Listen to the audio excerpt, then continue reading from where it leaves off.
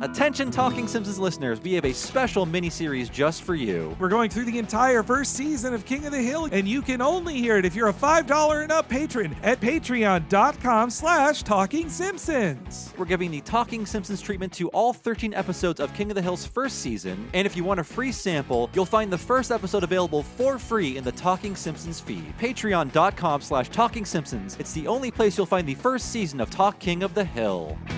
Made you go click, click, click, click, click, click, click, click, click. It's real easy, man. Cartoons from present and the past. Every week will be an animated bash. What a cartoon! What a cartoon! Maybe a short but mostly shows. We'll talk, we'll analyze, exploring as we go. What a cartoon! What a cartoon! What a cartoon!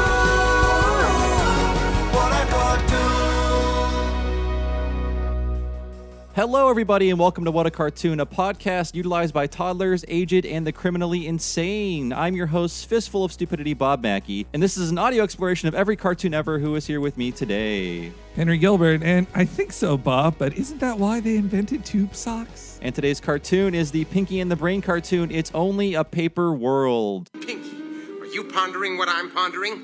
I think so, Brain. But isn't that why they invented tube socks? Pinky's totally stole your line. Damn it. Today's cartoon originally aired on September 7th, 1996, and we are digging into the WB cartoons once again. I think we last did Freakazoid of this world. Yes. And we did Batman the Animated Series before this. Mm-hmm. So we still have quite a few more to go through, but quite a lot of WB to go through. This just jumped into my mind in the shower for some reason. Like, I want to do Pinky and the Brain, so we're doing it now. You do a lot of shower thinking. I do a lot of shower thinking, which is weird because I always have a podcast on the shower to prevent me from thinking too much.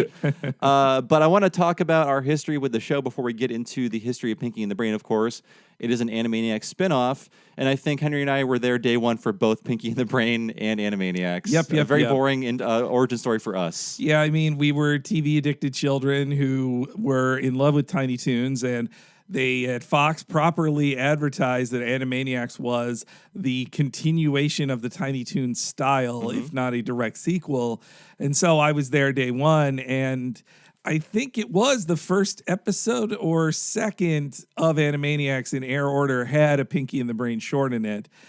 Because they knew it was their A short. Internally, for sure. Yeah, but we're not going to talk about Animaniacs yet because we have to talk about Pinky and the Brain. And the history of Pinky and the Brain begins on May 6, 1915, with the birth of a little guy named George Orson Welles. Oh, wow. It all starts with Orson Welles, Henry. So Orson Welles, in case you don't know who he was a child prodigy at first. He would soon enter the world of theater and then radio with the Mercury Theater on the Air, a group of performers he assembled. Of course, this is not doing Orson Welles justice. I will say if you want to know more about him, there's a 3-part biography of him by Simon Callow. I've read 2 of those 3 books, and they're like 600 pages each. So I should read that. More than you ever wanted to know about Orson Welles, but I think the first book doesn't even get to Citizen Kane. Wow, he is one of the most important artists to ever have lived, I would say. And he's also just such an interesting character. What I love about Orson Welles is that he went from a wunderkind to then being, his lazy, weird years were in his late age instead of being hyper productive until he was 30, and then after Hollywood broke him, he's like, I'm gonna get fat and do weird stuff and drink wine. So let's go over briefly his career super quickly to let you know who he was. So what put him on the map was the 1938 War of the Worlds broadcast, which the effects of that were exaggerated. Actually, people were killed in other countries when they did that in other countries. Look up the history of that. Wow. I don't think anyone was killed in America, but if you listen to that broadcast, it's clear from the very beginning, we're putting on a show, everybody. Yeah. And then at the end, Orson Welles is like, this is our way of putting on a sheet and saying boo to scare you. So at the end, he explains it, but I think a few people lost their minds. This is a new idea at the time. Well, I mean, if you just flip on the radio in the middle, and also, people don't get satire now. So imagine 100 years ago how little people understood satire. Kind of makes sense. But because of that stunt, he signed one of the best movie contracts ever known with RKO Radio Pictures. He did not make movies before that, but I believe they gave him a 2-picture deal where he retained complete creative control of both projects. Which led to one of the greatest films of all time and another great film of all time, and that would never be repeated. It proved it could work, and they would not repeat it again because they didn't like giving him that much power. That is true. So the first movie, of course, is Citizen Kane. Please go see it. Even if you think old movies are boring, it's really, really good. Yep. I don't need to tell you this, but Citizen Kane was a critical success, but performed in a very mediocre manner in the box office. Also, William Randolph Hearst tried to destroy it for various reasons. I mean, I don't want, this could be like a multi-podcast history of Wells. I just want to get to the good stuff. So there's Citizen Kane, then there's The Magnificent Ambersons, and that is where his contract was renegotiated. And he lost creative control. The studio took over the film. I still believe it's a good film, but is not Welles' vision. But what really sunk his career, and this is important to define who Orson Welles would be later in life, what really sunk his career was the Goodwill project called It's All True. It was one of those American ambassador projects during World War II where they would go to like Argentina and be like, aren't these people cool? They're our allies and they like us and we like them. Like Three Caballeros, the Donald Duck cartoon. And the good thing was like the government would fund these projects. So they gave Welles a lot of money to do this, sort of like, I believe it was going to be a series of short films and a compilation about Argentina. But he spent 6 months there and wasted a ton of money. And because of that, his contract was terminated and his name was mud in Hollywood forever. And that's when he basically had to move to Europe to do anything. And that's when he got incredibly fat. Yeah. And drank a lot. Yeah. I mean, he's... and into the 70s, he just became this kind of like sad guy who could just, the artist, the students of film who grew up loving him, they basically became like his couch surf buddies that he would just keep living with. Or Peter Bogdanovich. Yeah, he was he'd a be big taking one care of him. But yeah, so the writers of shows of the 90s, like Pinky and the Brain, they grew up in the 60s and 70s. And in that time period, Welles was a kind of very large gadfly who would appear on talk shows a lot. He had a ton of stories. He was very fun and funny, often very drunk, too. A true raconteur. Yes. But this was the Welles that the writers of the 90s knew, and we see this reference in things like The Critic, where he appears more than once in his very 70s, very large and very desperate form. Loves his green penis. Yes, and fish sticks, too. And they're even better when you're dead. So let's fast forward.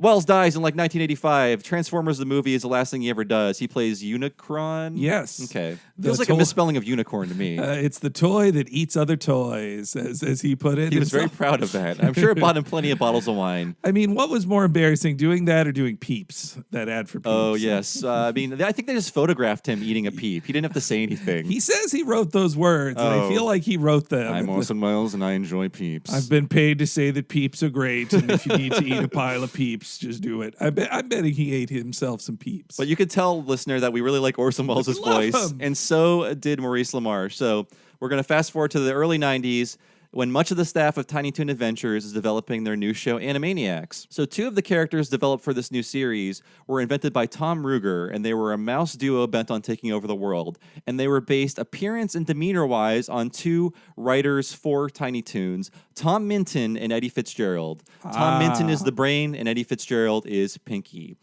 Tom Minton would go on to work on future WB projects. Eddie Fitzgerald would go to Spumco, where he would be a John K. loyalist up until today. Ooh. So Eddie Fitzgerald, kind of a kook in good and bad ways. Oh boy, I didn't know that about old Eddie. That's I don't know if he stuck with him through the sexual assault allegations and things like that. I hope not. But he was sticking with John K. through pretty bad times. Yeah. All right. Well, I just remembered Eddie Fitzgerald from the Itchy and Scratchy and Marge episode of The Simpsons. They drew the dork artists on the show, drew him in there as the guy who draws the Marge squirrel and says, hee, I'm so funny. And Eddie Fitzgerald does have really fucked up teeth, which is why Pinky does as well. And I don't think he's ever gotten them fixed. So that's Eddie Fitzgerald and Tom Minton. Look up a picture of them, and you'll see like Tom Minton is a strange looking man. Let's say that. And he still looks very strange, but he does look a lot like the brain, if you can imagine that as a person. So we'll do more on Animaniacs when we do a What a Cartoon about it. There's a lot more to go into. Just know that good God, the lineage is Tiny Toons,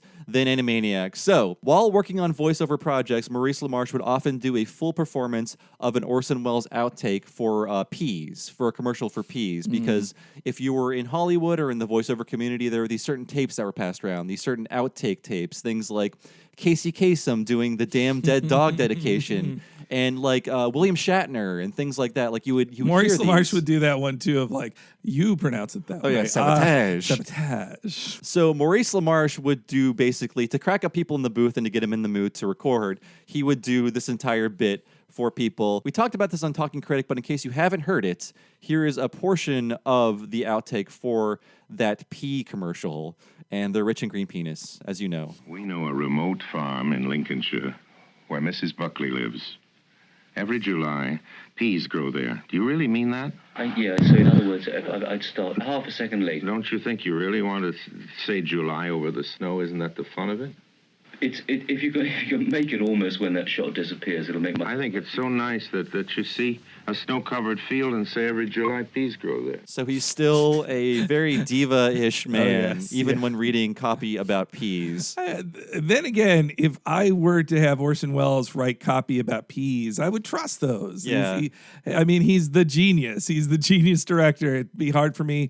I would find him undirectable just because I respect him so much. And then also, by the end of it, I'd probably want to kill him. Maybe these British people just didn't know or yeah. care. I mean, this sounds like a very... that's what I love about the British man on the other end of it, in which I wonder if that's why Pinky is British, too, because it's just a confused British person who doesn't give a shit Could you about... just do the line, please? Just again, please. Yeah. Oh, you almost made it. So while he was auditioning for The Brain, Maurice saw the drawing and immediately thought of Orson Welles. So he did the Welles voice and he got the job on the spot to play the Brain.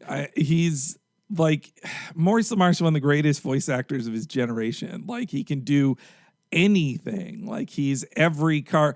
If Billy West can't do it, if you get him and Billy West, you've got every non-woman on your show done. Again, go back to Talking Critic. He does like 80,000 celebrity impersonations. He is so good on the Critic. The Critic can't work without him. Yeah. There's no other way. It's crazy. He does admit that the voice is 65% Wells and 35% Vincent Price. Like there's a little readiness in his, like it's a little more nasal in the Brain. That's true. It's it takes some of the respectability out of Orson Welles, I suppose. And it makes him less lugubrious and like just very slow. Yeah. Yeah, it is a little yeah. But you totally called it. Like the interplay between Pinky and the Brain is very much like what you see in that outtake, where it is a frustrated genius dealing with someone he believes is beneath him and who was also British. Although when Rob Paulson was auditioning for Pinky, he was thinking of like fun Monty Python voices. I think it's just a coincidence that he chose a British voice and the man on the other end is British. But I like that it works out like that, where the interplay is exactly the same. Yeah, I mean, Rob Paulson's voice is Pinky. It's very much a Monty Python, idiot. Like, well, not exactly Mr. Gumby, but of the same. What? Yeah, what? And it's so great. But I wonder what Brits think of his accent. I want to know. It feels pretty authentic. Rob Paulson is also a voice acting genius. They're all geniuses. Yes. So I don't want to play the entire Peas outtake. It's all online if you want to listen to it. It's about 5 minutes long. But certain lines from this define the Brain. I'll play one of them. It's a certain word the Brain says, and you can definitely hear it in this outtake. Yes, always. I'm always past that. You are? Yes. Well, that's about where I say in July. So it's that, yes. Yes. So when you the don't Brain know the pressure I'm under. when the Brain goes, yes, Pinky, like that's exactly what he's channeling. Just the frustration and just like he's so sure of himself. Yeah. And honestly, just like, this is very wearying work. Like, he's so tired. He's wearied but confident. That's what the Brain is. Yes. And also, I think what can't be overlooked when we're doing all these podcasts for these shows of this era, I think what's inescapable if you're making a show in 1993 is Ren and Stimpy influence. Like there are so many shows when I look back on them now, it's like, oh, small mean character and large stupid character together. Like I think even if they weren't thinking, let's do a Ren and Stimpy thing, that's what was popular. It was on everyone's mind. Blank and blank. Exactly. Yeah. Exactly. And every show wanted, like, they love Ren and Stimpy. They wanted to be like Ren and Stimpy. They were jealous of what Ren and Stimpy could get away with. So they had Ren and Stimpy on the mind for sure. Yeah. It didn't hit me that Dexter's Lab was so that either until we did the Ren and Stimpy one after we did Dexter. Yeah, I mean, there are more blatant ripoffs like Cow and Chicken, and or Two Stupid Dogs. what was the Disney one? It was like Meat the and Schnookums and Meat funny cartoon show, Yes, thank which you. I can't believe that's real. Disney made a Ren and Stimpy ripoff. We'll get to that in year 5 of What a Cartoon. If I asked for merch of that show at Disneyland, I'd be escorted out. Like, sir, you're not supposed to know about this. you are clearly a child molester. They would laugh at me for asking for bonkers. I would be removed for asking for Schnookums and Meats. Bring them out. Bring them out. Okay, so let's go to the fall of 1993.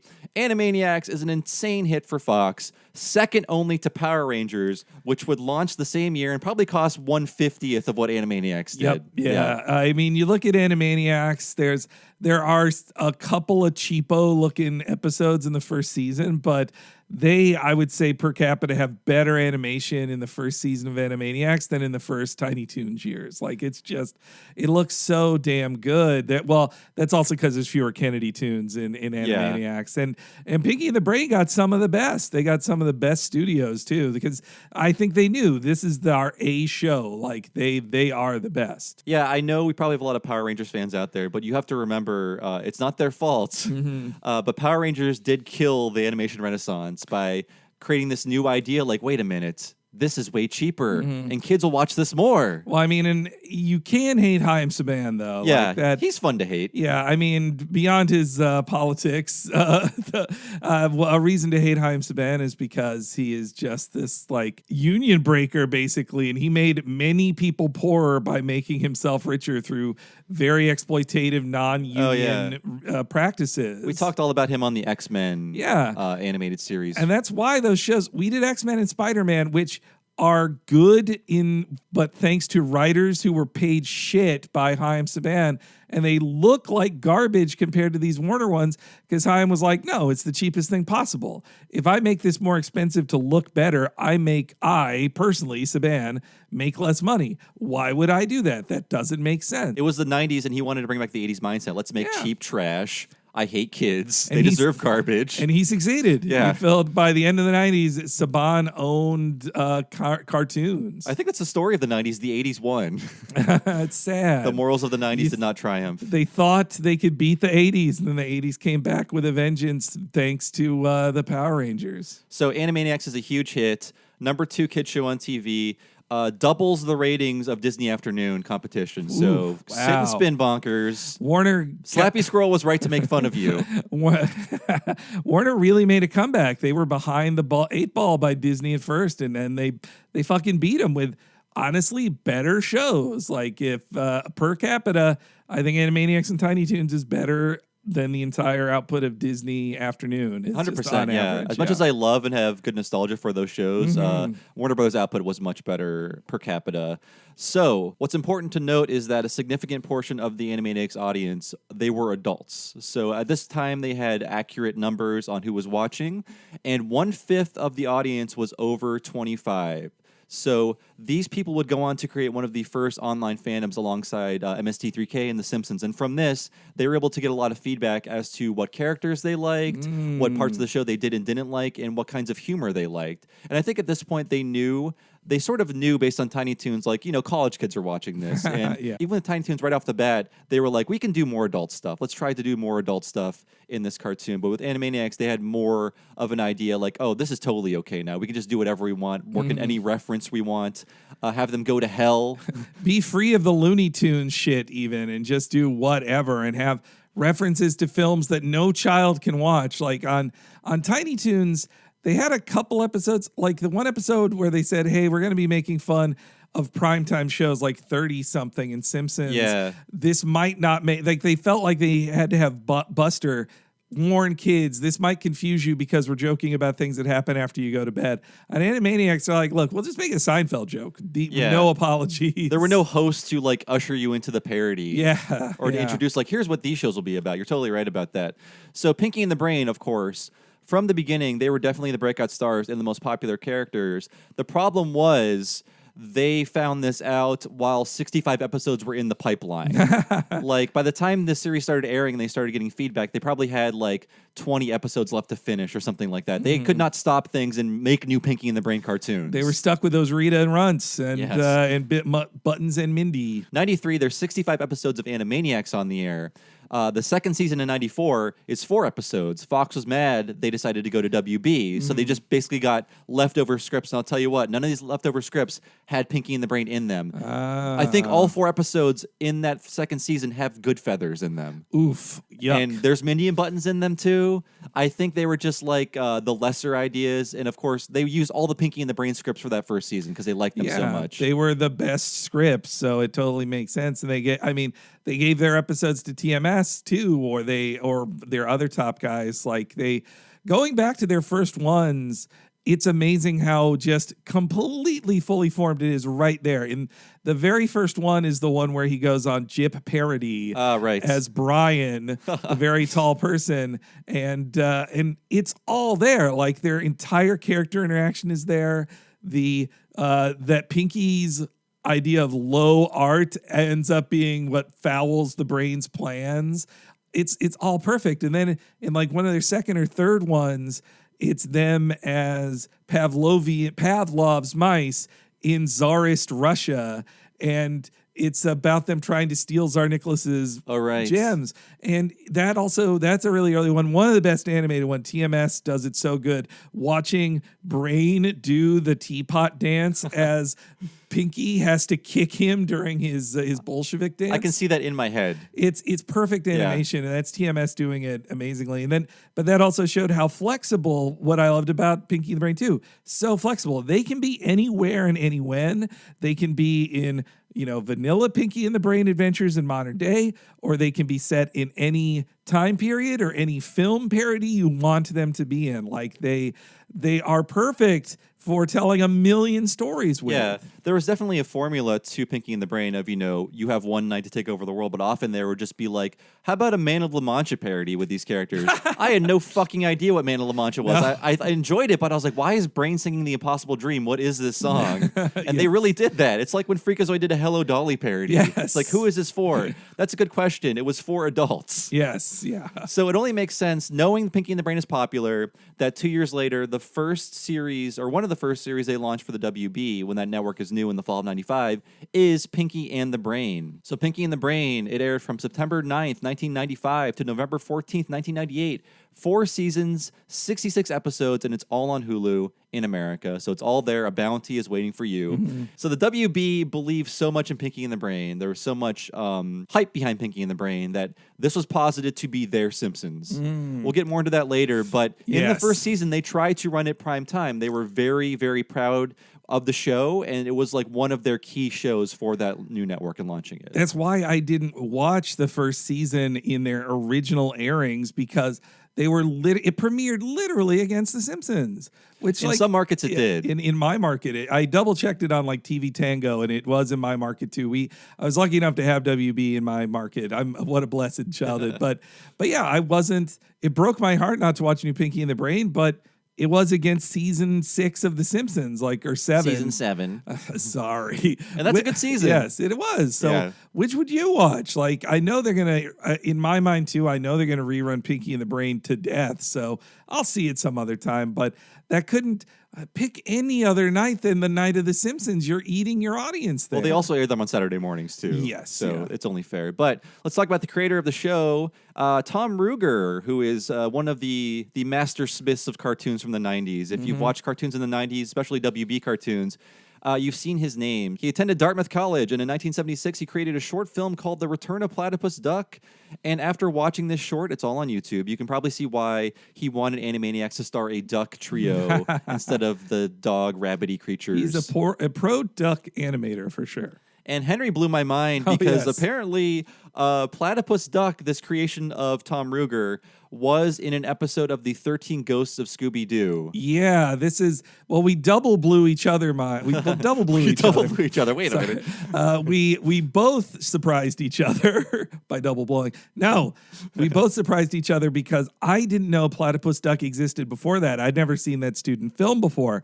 And then when you showed me that, I'm like, oh, wow, he existed before the Scooby-Doo thing. And you're like, what Scooby-Doo thing? And so, yes, there's 13 Ghosts of Scooby-Doo. Quick Scooby aside. It's the cul-de-sac of Scooby-Doo. It's Red Shirt Shaggy. It's Red Shirt Red Shaggy. Jacket Lupin. No Velma or Fred, just Daphne Shaggy, Scrappy Scooby, and then their new character Flim Flam, and they also team up with Vincent Price. This would be the last of classic Scooby before they would reboot with a pup named Scooby-Doo, which also is a Ruger thing. Yes. But Tom Ruger was working on this, and in one episode, for some reason, they fall into the funny pages, like the Sunday comics, and they're bumping from comic strip to comic strip, and they end up in the comic strip called Platypus Duck. I want to play this clip too because it is so Poochie appearing Yes. on The Simpsons because he has a song about himself and how cool he is. And Scooby thinks he's really cool too. Let's hear Platypus Duck. It's recorded from like a phone pointed at a TV, so it's not great, but I was laughing and on the floor just with how of this era it is and how Poochie it is. But how do we get out of here? Don't care for the food, huh? Maybe you should talk to the owner. Who's that? Who's that? Who's that? Why, the star of this strip. Who Here he else? comes. Platypus Duck. My hero! Howdy, folks. What's the good word? I've got a beak, but I'm not a bird. I'm a mixed-up mammal and a crazy cluck. Quack, quack, quack. I'm Platypus Duck. Hiya, Scooby. How do you do? Why? I hear you got yourself in quite a stew. So let me help you out of your bad luck. Quack, quack, quack. I'm Platypus Duck. But yeah, I love how Poochie that is. Even though the idea of Scooby-Doo landing in a comic book world is kind of cool, and like you could see where Tom Ruger was going with these ideas, but I love the Poochiness. Scooby loves him immediately. My hero. And he's like, you don't know who he is. You don't know who he is. And he comes in, he sings a song.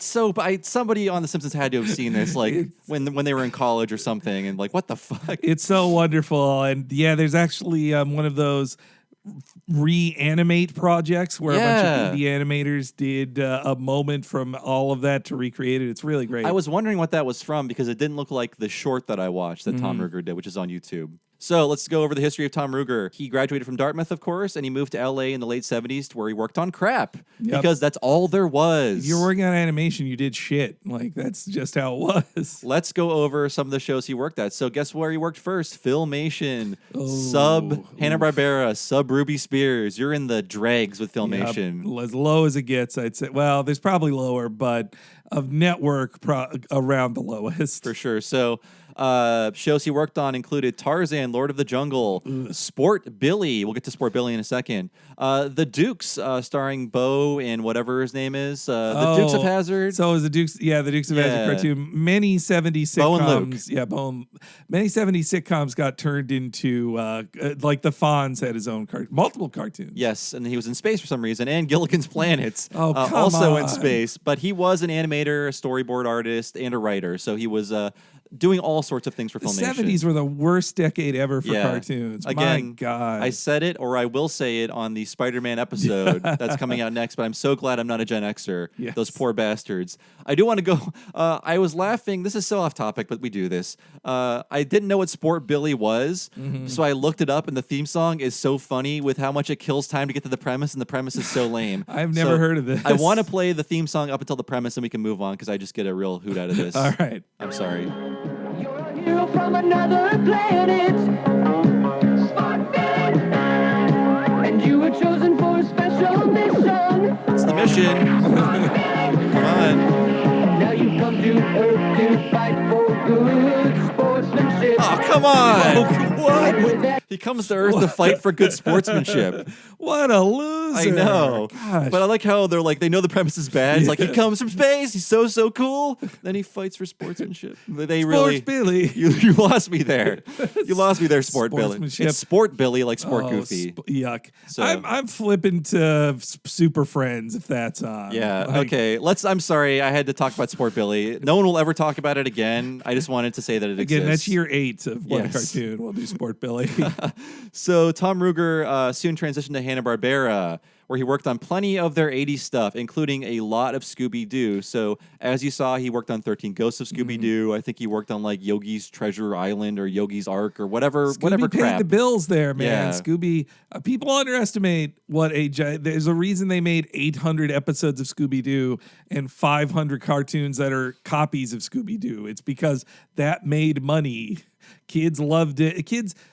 I can't believe the enduring popularity of Scooby-Doo. Nobody gives a shit about any other Hanna-Barbera thing, but Scooby-Doo is still at the top. They still make series, and I believe the 13 Ghosts of Scooby-Doo was the 9th Scooby-Doo series. Like, God. even by the early or mid-'80s, or maybe late 80s, they were on series 9 of Scooby-Doo. And that's on top of like I think close to a dozen TV movies by the mid 80s too. And well, then I guess he graduated to Pup, right? Are we talking about the Pup? I want to hear a bit of the theme song because it owns, actually. There's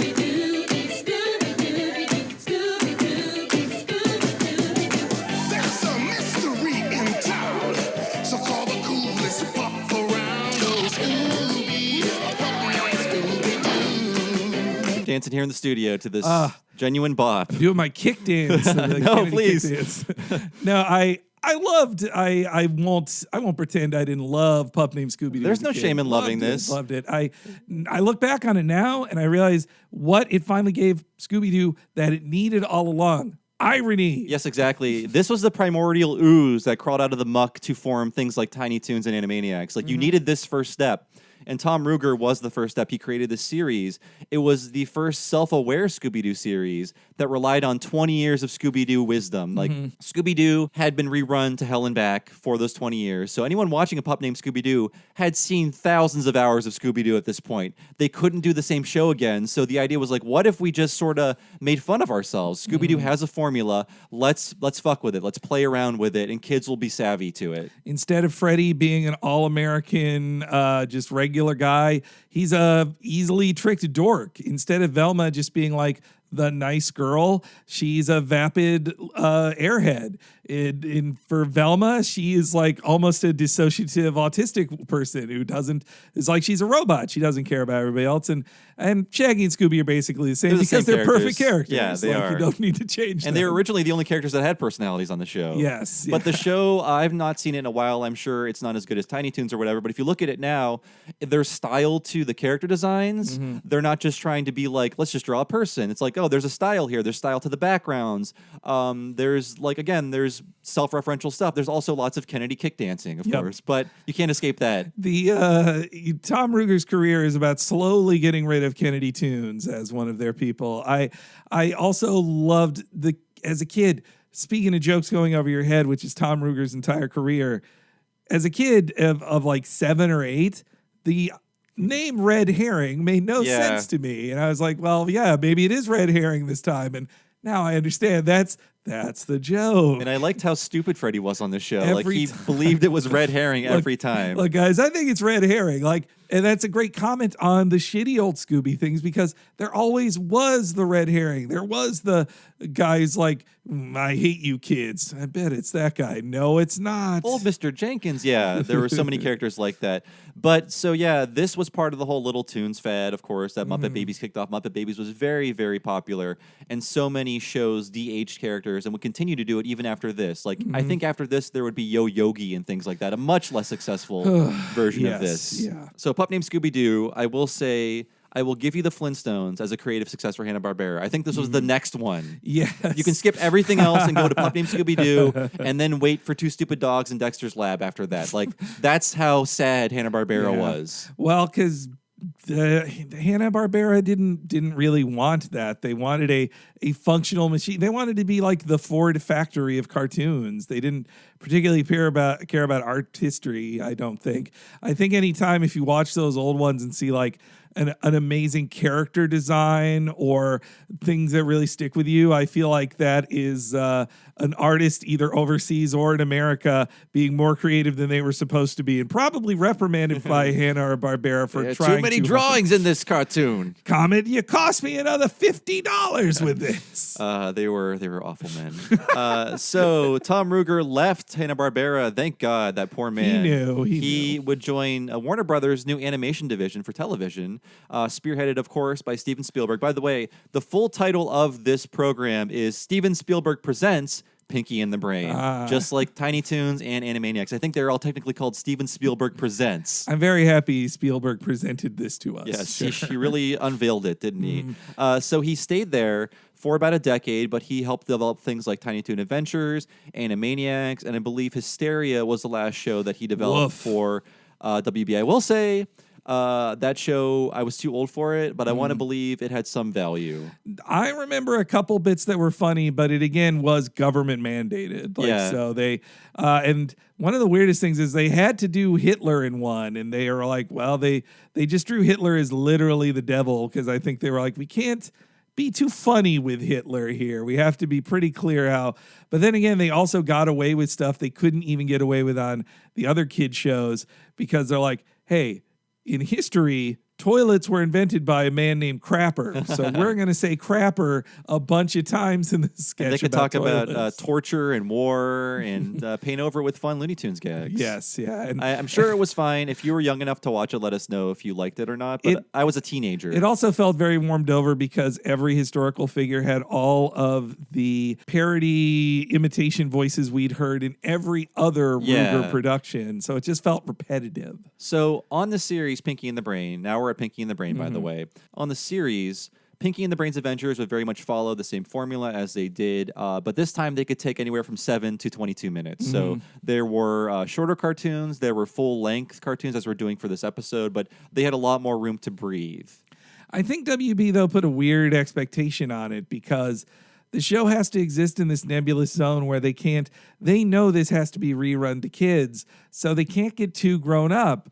But it also can't come off as too kiddie to the adults who are tuning in at 8 p.m. So they're left in a weird zone, like tone-wise. I wrote it down as too crazy for Boys Town, too much of a boy for Crazy Town. That's the weird limbo they're trapped in, where if you watch, like, I enjoy watching this show now, but it feels like it could be a little punchier. Yeah. It could be a little less kiddie, but they're talking to two different audiences. It's sort of like a DreamWorks-y kind of sense of humor. Well, and they also, I mean, DreamWorks has more of an edge to it. Like in Shrek, that's a dirty cartoon, but he flushes the toilet in the beginning of the movie. But for Pinky and Brain, like they know internally this will be syndicated to children. They can't say a dirty word, for example, like because, or I guess they could bleep it, but I don't think they'd even do that.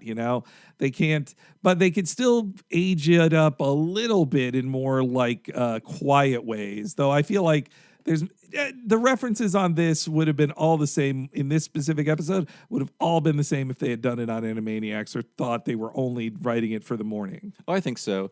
And so the formula follows the formula it did on Animaniacs, of course, where they have a world-conquering plan that's always undone. And there's a sort of mystery element to the series as to, what will undo the plan. It will always lead back to Brain's hubris. Usually he'll overlook something, or he'll be too mean to Pinky and he'll have to be punished for that. Or Pinky will have a good point that the Brain overlooks because Pinky is stupid, but he somehow knows the flaw in this plan. Yeah, that's it's such a perfect pairing because Brain feels so superior to Pinky, and yet he is too full of himself to listen to this person, and he thinks he is the smartest being on earth when he's actually quite dumb as well, or at the very least, like short-sighted, yes, and not book smart at all. And it also from the character of Pinky, what really hit me in this viewing was that he's the proletariat man. Oh, right. But he is, like, he does all the work. He's like, oh, I respect you, Brain. Like, we're not equals. And I enjoy your Marxist reading of this. I'm into it. And also though that he's happy to do it. And Pinky is a duh idiot a lot of times of like intentionally taking brain damage and all that, but he also does know things, but only the most useless information. Usually pop culture knowledge. So this show, like the Oakley and Weinstein Simpsons, but even more so, it loves obscure 60s and 70s pop culture, and that is all channeled through Pinky. And it's kind of grown worthy these 20 plus years later, where it's sort of a reference for the sake of getting away with making this reference. But at the time, it was novel to be like, they said Neil Sedaka on a kid's show, or they reference like Eliza Minnelli bit or something like that. Like, it was very novel. They would have to do things with those references later, but at the time it was like, wow, they're doing this on a kid's show. I can't believe it. As a kid, I thought I identified with the brain because it was like, I was a shitty kid who thought I'm smarter than everybody. They're all stupid, not like me. And now I realize, like, no, I'm Pinky, who's full of television trivia and useless knowledge, who constantly watches TV. Like, that's who I am. I remember one of my favorite lines from Pinky early in the show was, "This is more exciting than an episode of DuckTales." Oh man, and I was like, are they dissing DuckTales? But I was below the belt one. I was also like very amused by that. In their first one, which was the Ralph Bang Zoom Right to the Moon one, that is so fucking clever because he's watching it over and over again, and Brain's like, that show's stupid, but him not listening to what Pinky says then screws him because he doesn't know it's Ralph Cramden who says it. One of our first astronauts. And in the Honeymooners episode, they are directly parodying.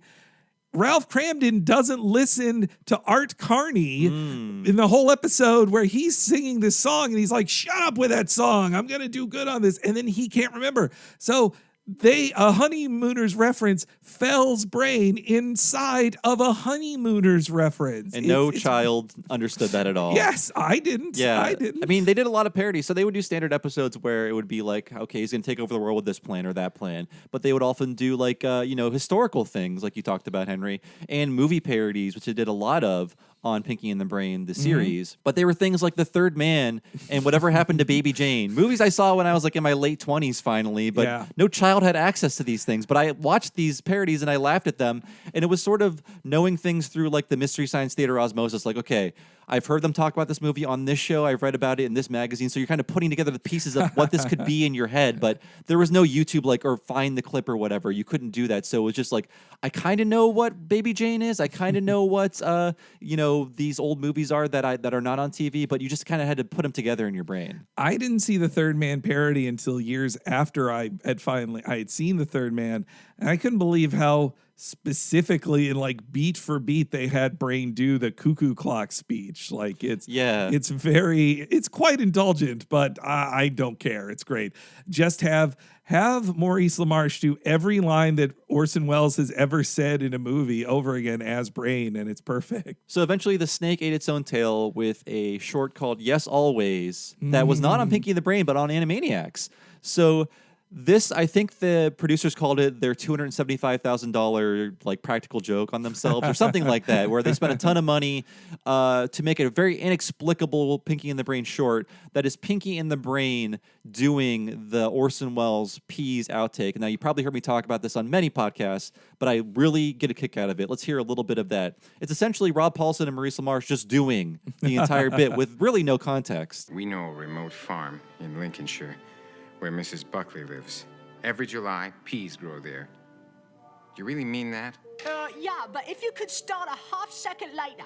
Don't you think you really want to say July over the snow? Isn't that the fun of it? I think it's so nice that you see a snow-covered field and say every July peas grow there. We're talking about them growing and she's picked them. Well, we want to be out of that snowy field. But I was out. We were onto a can of peas, a big dish of peas when I said in July. Oh, sorry. Yeah. Oh, wait. Yes, always. There we go. Sorry. I can't believe I stopped that. Yes, always. Yes, so like this is the snake eating its own tail, but I love that they did this.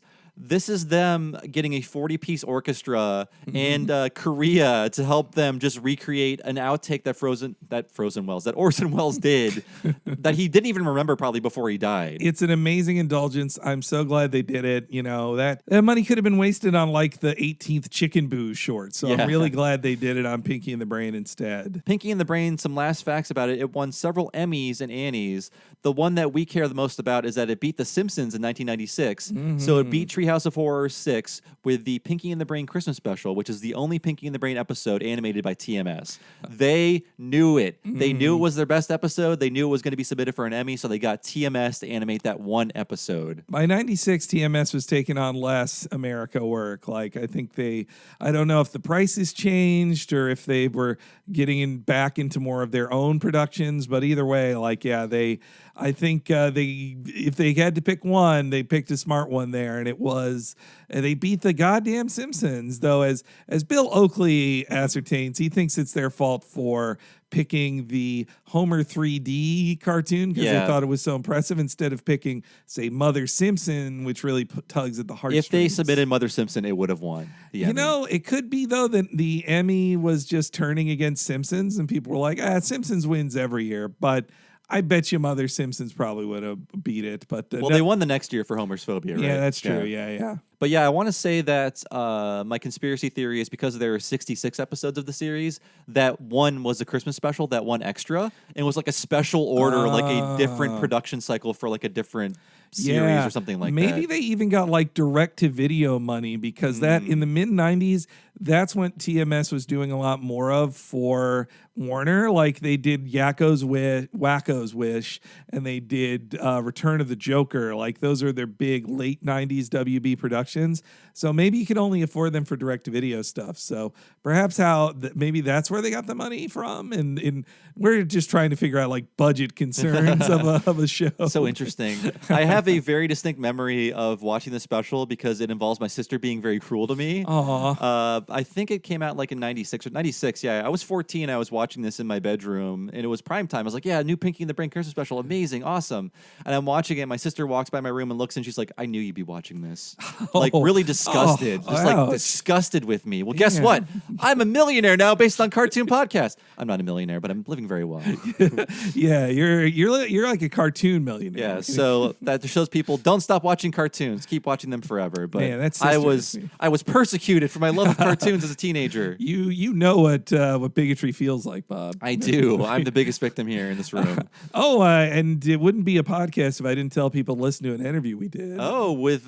Yes, Reed Harrison, who wrote for the 96 season, he did their election episode, also the same year as the Christmas special. I don't know if he was on staff. I think he was just freelance on that, but he told us all about how they were hiring Simpsons-style writers. He hadn't yet had his Simpsons go out, but he had written a critic that also didn't get aired, but he was kind of in the he was then a primetime writer. So it was Pinky and the Brain deciding like, we need primetime writers for this too, especially for such an adult idea as mocking the 96 election. So Reed gives us a few details on what it was like to work on Pinky and the Brain during the primetime 30-minute years of the show. I do want to talk about the music too. So like any of the WB shows of this era, from Tiny Toons up until I believe Hysteria, the music is performed by a 40-piece orchestra. The music is composed by Richard Stone and his team of composers, and it's actually done on the same soundstage where Carl Stalling would record his Warner Brothers shorts music using the same piano too. Wow! So Richard Stone, he passed away in 2001, but he was a true believer in that old cartoon style, and that's why these cartoons have this texture that no other cartoons do outside of like the classic shorts. That's amazing. Yeah. Wow. I didn't know the Carl Stalling bit to that. That's great. I just did a little a bit of an Animaniacs rewatch to watch the Pinky and the Brain episodes. I had forgotten that the last episode of Animaniacs, the one that's on Hulu, their 99th episode, the final new short that's in it is all about making music for the show. And it's where every character is a member of the orchestra making music for Animaniacs. It's insanely inside. The actual last third of their last episode is a very budget conscious clip package set to what I think is original music, but because the only people credited on it are the composer and the editor. But that's that's how much the music was respected by the folks working on Pinky and the Brain. But this composing style I love. Listen to it when we play the clips because there's a lot of work that goes into just having sound behind every movement. It is very much of that classical style where it's mixing these character leitmotifs with both classical music and public domain things. So like when Brain calls like Latin America, you hear La Cucaracha in the background, or like if there's some kind of country style thing, you hear Turkey in the Straw. Like it is very much of that brand of composing that I love. That is just not in vogue anymore. Like no one does it. There's no time or money for it. Like that means, say, waiting until the animation comes back, or at least till the soundtrack is back, and then writing a song to the timing of the stuff on screen. Like that. That's why Alf Clausen doesn't fucking have a job anymore, because nobody feels that's valuable. And Alf Clausen had to write like, I don't know, 12 music cues per episode. These people have to write wall-to-wall music for the entire show. Like there's always music happening. It underscores sound effects. It underscores all movement. It introduces characters, introduces scenes. Like it's always happening. There's always music playing. Meanwhile, Power Rangers plays like the same 2 songs every episode. Please load Power Rangers theme.mp3. Which Chaim Saban's co-writer of the Shuki Levy is writer on all those songs. So when it's played, they keep that money, that ASCAP money inside. It's quite a scam. It's like a big scam. It's an amazing scam. Let's get to the dark end of Pinky and the Brain. This has been a long history. Oh, no. So if you were on the internet in the late 90s and reading about these shows, you would know the name Jamie Kellner. Yes. Oh, no. In 1997, Jamie Kellner was hired as the head of programming at Kids WB, and he was pretty insistent on adding a third character to the show. So as we learned from Itchy and Scratchy and Poochie in the commentaries, executives love that. They want to mix things up. They also want their own creative decision to be in the show and to make it quote unquote better. If it's some other executives, then how do you take credit for it? You can't. Meanwhile, if you break a show that you didn't create, then you killed a show that wasn't yours to make room for a show that is yours. If you fix a show you didn't fix, a show you didn't create, then you take all the credit for it that way. It is just the ego that drives everything. It's incredibly depressing to know how that controls so much art. So from the second season onward, they were fighting Jamie Kellner on these decisions, and they made a few cartoons to reflect this. So one of them is called Pinky and the Brain and Larry, where Pinky and the Brain are trying to have their normal adventures, but this guy named Larry is there, this other mouse, voiced by Billy West, the voice of Larry Fine, I believe. And he just fucks everything up. Yeah. They're like, this episode doesn't work because of this Larry guy. It breaks up the rhythm. It's just like, no, there's a very specific rhythm between these two characters, and this third guy does not belong at all. And the other episode to reflect this is even more intense about this point. It's called You'll Never Eat Food Pellets in This Town Again. And it's about Pinky and the Brain being stars of the Pinky and the Brain show.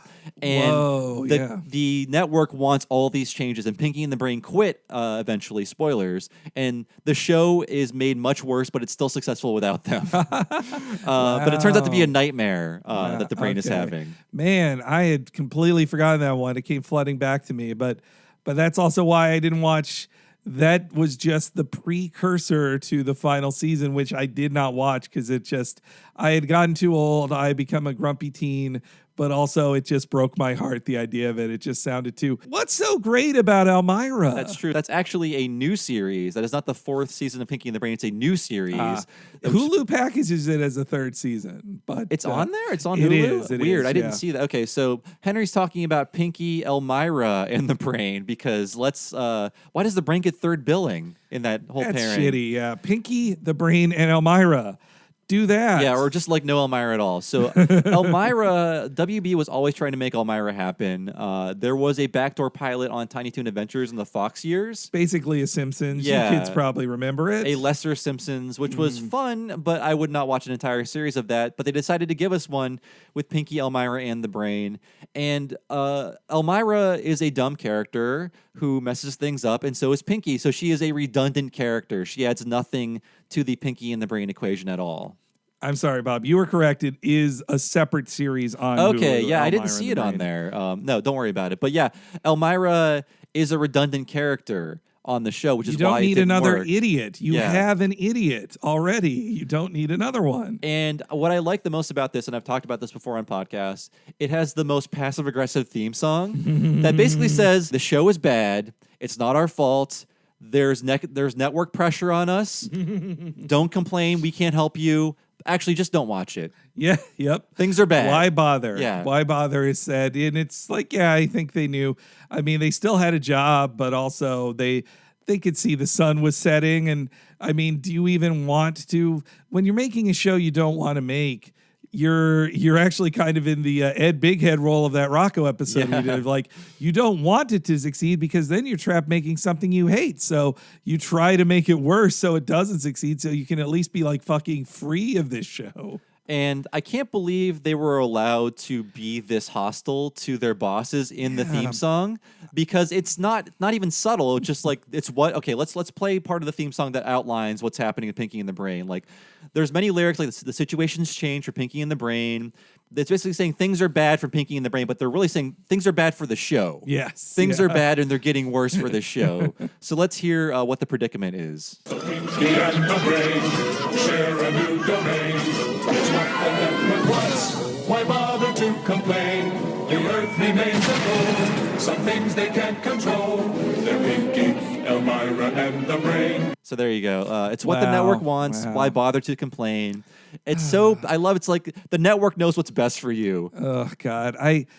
Especially Elmira, like, if there was one thing I didn't like in the Ruger tunes, is that he was really into like annoying high-pitched girls who were indestructible and could always win. And it's just like, it just drove me. Those were my least favorite cartoons. Like Minnie and Buttons, not fun. You just have to watch a poor dog be tortured pretty much. And same with like Elmira. It's just like I think Cree Summer does a great job with her voice, and it was a funny pivot of where to take Elmer Fudd to Elmira, that she, instead of trying to kill animals, she loves them to she death. loves them to death. Yeah. But she's annoying. And also, like, what child had thought of Elmira Fudd since in 7 years at that point? She's not a famous character. When I was 16 and the show premiered, I didn't watch it, but I heard about it on the internet. I was like, what, we're doing this? We're really doing this in 1998?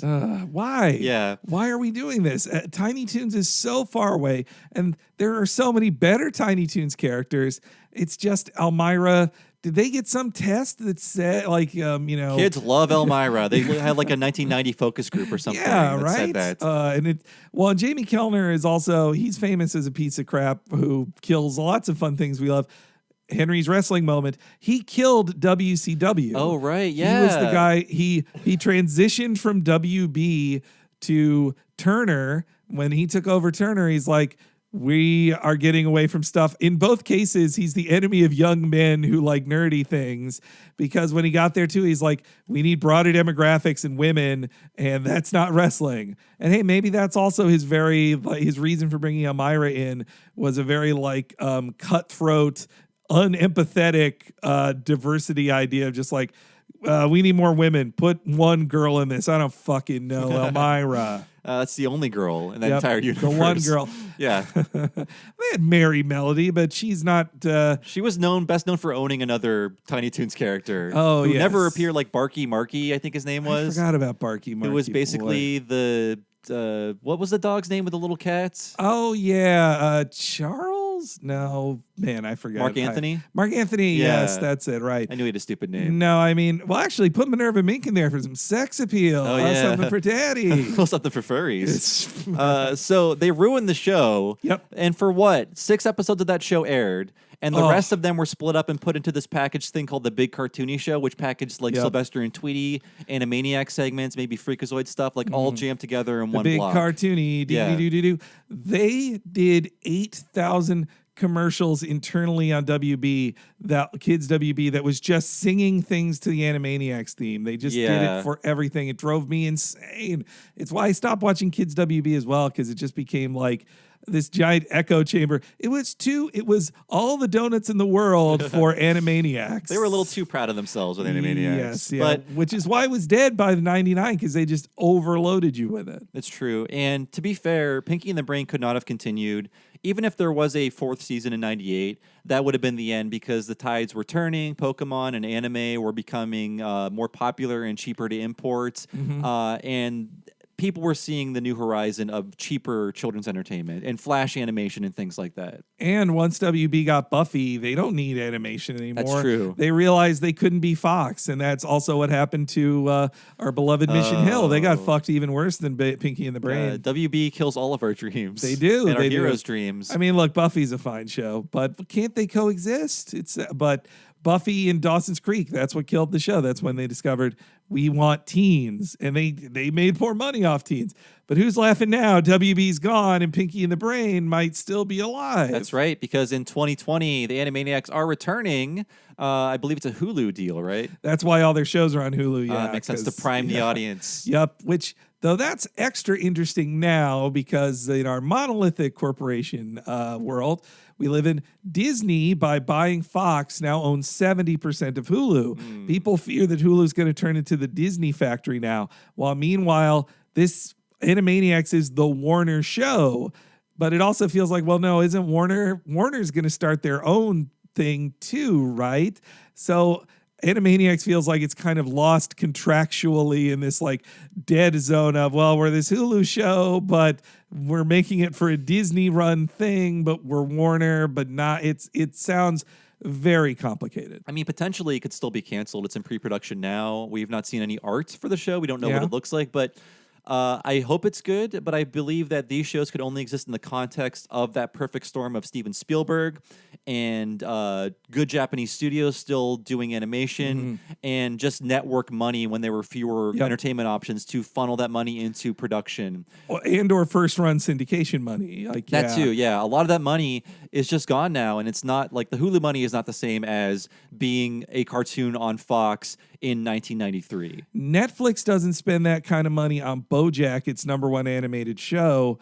I don't think Hulu will spend that amount of money too, and I think it's almost, I fear it could be a disservice to this new Animaniacs show that if people are now super familiarizing themselves with original Animaniacs through Hulu reruns, that they will expect like an ink and paint show that looks like that, and that is incredibly impossible. Like Disney can't make shows that make that look like that now. Like that's true. Cartoon Network doesn't make shows that look like that now. There are some amazing looking Cartoon Network shows, but you know that they're doing it within digital and a budget that is not the size of Animaniacs. Like it's just how it is. Like the business model has changed. It's true. But I'm really hopeful. Not to be depressing about it, but the Pinky and the Brain is so writer driven that I think even if the animation, even the bad studio animation episodes of Pinky and the Brain were still funny because of the acting and writing. And I believe they're still getting Paulson and Tress and Maurice and everybody else back. And Maurice LaMarche and Rob Paulson will do Pinky and the Brain at the drop of a hat. Like you don't even have to ask them. If you see them in the street, they'll just go into bits. Oh yeah, they love it. So I'm optimistic. It is very writer driven. You're right, Henry. So I want to believe we'll see new good adventures of Pinky and the Brain in 2020. But for now, we're going to be checking out the episode It's a Paper World after our break. Look here at this dotted line. As overlord, I could combine and make this all one sovereign state. Oh, overlord, you are so great. I'll sew up this divided planet. My regime will surely span it. Yummy spammer, will you can it? No, Pinky, you will.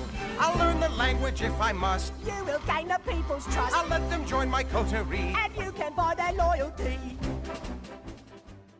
Kids WB presents the latest fashion craze. Oh, Brain, I told you rubber pants would come back in style. Pinky, if you had a mind, it would be a terrible thing to waste. Only a mechanical suit can make a fashion statement that says, I'm a mouse and I'm ready to take over the world. What statement do rubber pants make? I've never been potty trained. I'm sorry to hear that, Brain. The next time you take over the world, wear the outfit that says, I'd like to thank all the little people I stepped on to get where I am today. Suit up with Pinky and the Brain today on Kids WB. Remember, one size fits all.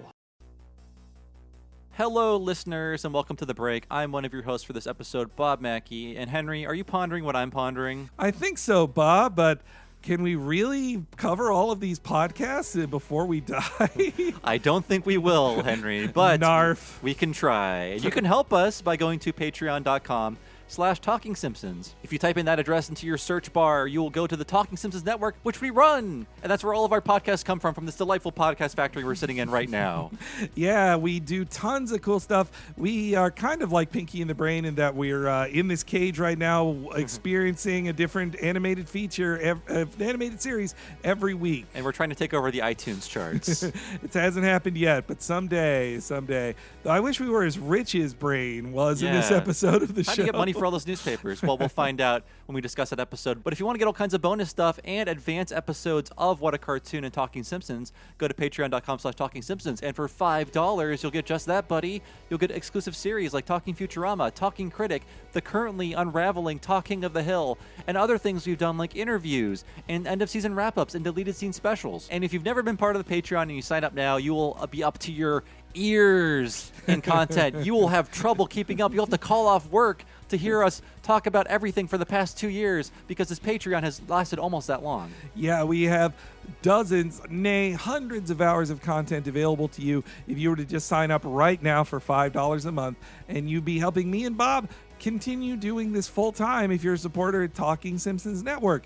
And you can even get more stuff if you were to go up to the $10 and up level. That's right. Previously, our $10 level for about 18 months was a video tier. And if you join right now at the $10 level, you'll get access to all of those videos. But in November of 2018, we changed it to a premium movie podcast. They're typically 3 hours long. And if you enjoy hearing about the adventures of mice and rats, like in Pinky and the Brain, you'll love the last one we did about The Secret of Nim. It is very long and is about the very, very classic Don Bluth 80s movie, perhaps his best film he's ever made. And that's just the beginning. If you were to go back through those, you'd also get to hear me and Bob talk about 90s underrated gem, A Goofy Movie, Hayao Miyazaki's amazing tribute to artistry and work ethic in Kiki's Delivery Service, the most opulently animated thing perhaps of all time, Akira, and the best Batman movie ever, Batman Mask of the Phantasm. We ruminate on all of those for more than a total of 15 hours, I would say. And that's available to you right now only if you are a $10 and up patron at patreon.com/Talking Simpsons, and you'll get an RSS feed that you can download in any podcast device that you use, or you can listen to it on the Patreon app, which is actually pretty all right. So again, that is patreon.com/Talking Simpsons. Every dollar you give us helps support the shows, and we'd love to make more, so we'd appreciate your support. Now we'll get back to Pinky and the Brain in the episode, It's Only a Paper World.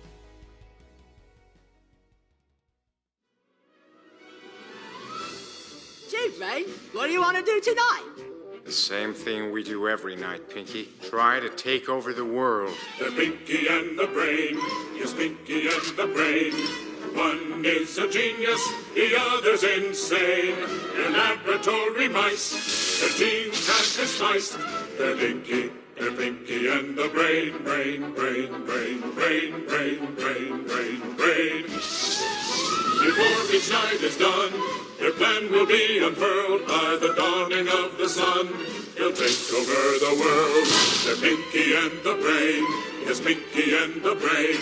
Their twilight campaign is easy to explain. To prove their mousy worth, they'll overthrow the earth.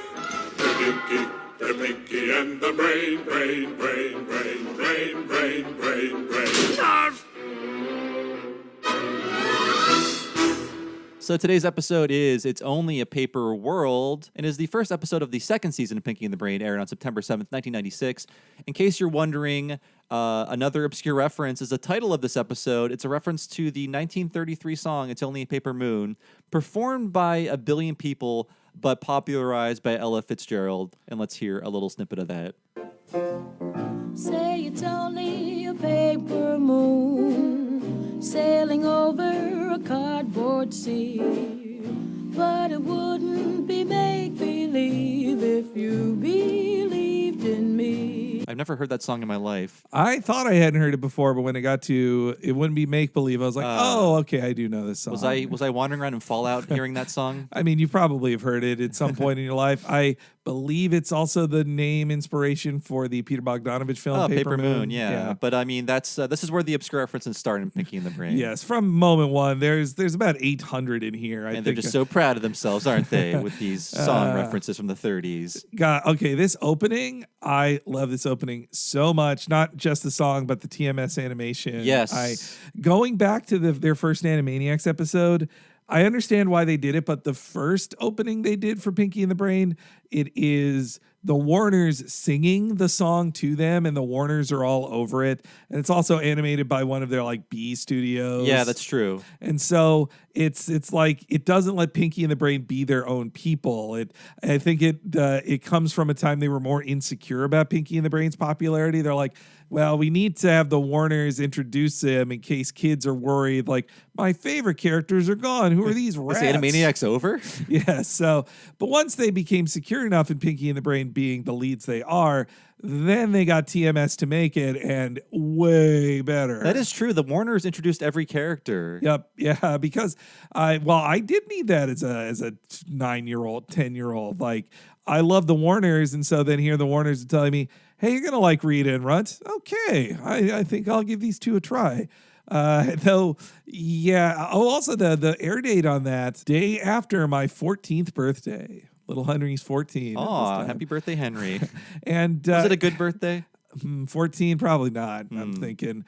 Also the opening here. It reminds me of the Akira podcast we did, especially the going through hallways, zoom through hallways. Like, nobody did it better. They did not get TMS on this series, except for that one episode. And most episodes end with a pullback using like the animation to fake a camera movement. Mm-hmm. Very expensive, very hard to do. So I This salute them. Very ambitious. Yes, someone wrote that in the script. Was like, yeah, let them do it. But even not just the pulling back or all the moves around that are full animation, but also the posing on when Brain says the world, like his hand up and his other one to the side. It's just like, so it's like a super villain pose. Like Brain is such a wonderful. I feel like thanks to the popularity of Pinky and the Brain, there were 8 million failed super villain like comic books and comic strips and web comics and other cartoons. I mean, anything with like a diminutive character like taking over the world, like that's when I first saw Family Guy. I'm like, Stewie is ripping off Pinky and the Brain. Yeah, like, he sucks. Yeah, fuck him.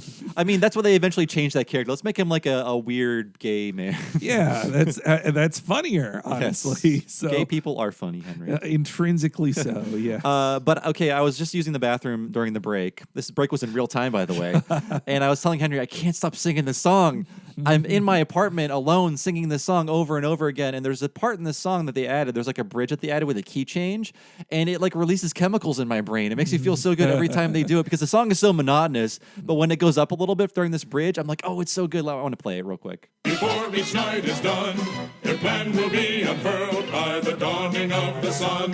They'll take over the world. I love that key change because the song's like da, da, da, da, da, and then the key change like da, da, da, da, da. Oh, it's so beautiful. And from a branding standpoint, constantly repeating Pinky and the Brain, that's very smart too, and just monotonously. So, but they also have to extend that opening because with some clips. The Animaniacs one that they had done with TMS, it fit within Animaniacs to have like 30 seconds, but they needed it longer for prime time. It's a minute and a half, which is pretty standard for a cartoon opening of this era. And you get a lot of fun clips, mostly from their Animaniacs adventures, including, I forgot until watching the opening to this, Brain had his own version of the United States song in pointing at every part of the brain. Of course he did. Yeah, that's right. I mean, the Animaniacs knew what succeeded and would repeat them many times. So this episode opens with the Brain thinking up a new plan and Pinky hitting himself on the head repeatedly. Papa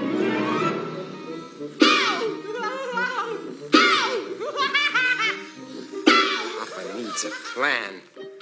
Oh, for a creative impetus. Pinky, end this infernal tomfoolery. Ow! Oh, you should try this, Brain. It's like falling down, only without the ground. Like that. Your very presence is making me itchy. Why not finish reciting that milk ad you started last week and let me get back to work? Right. Got, something. Point. Wonder if we have any bagels. So my theory for this episode, I want to know if you agree with this, Henry. I think we're on the same page. This is the second season of Pinky and the Brain.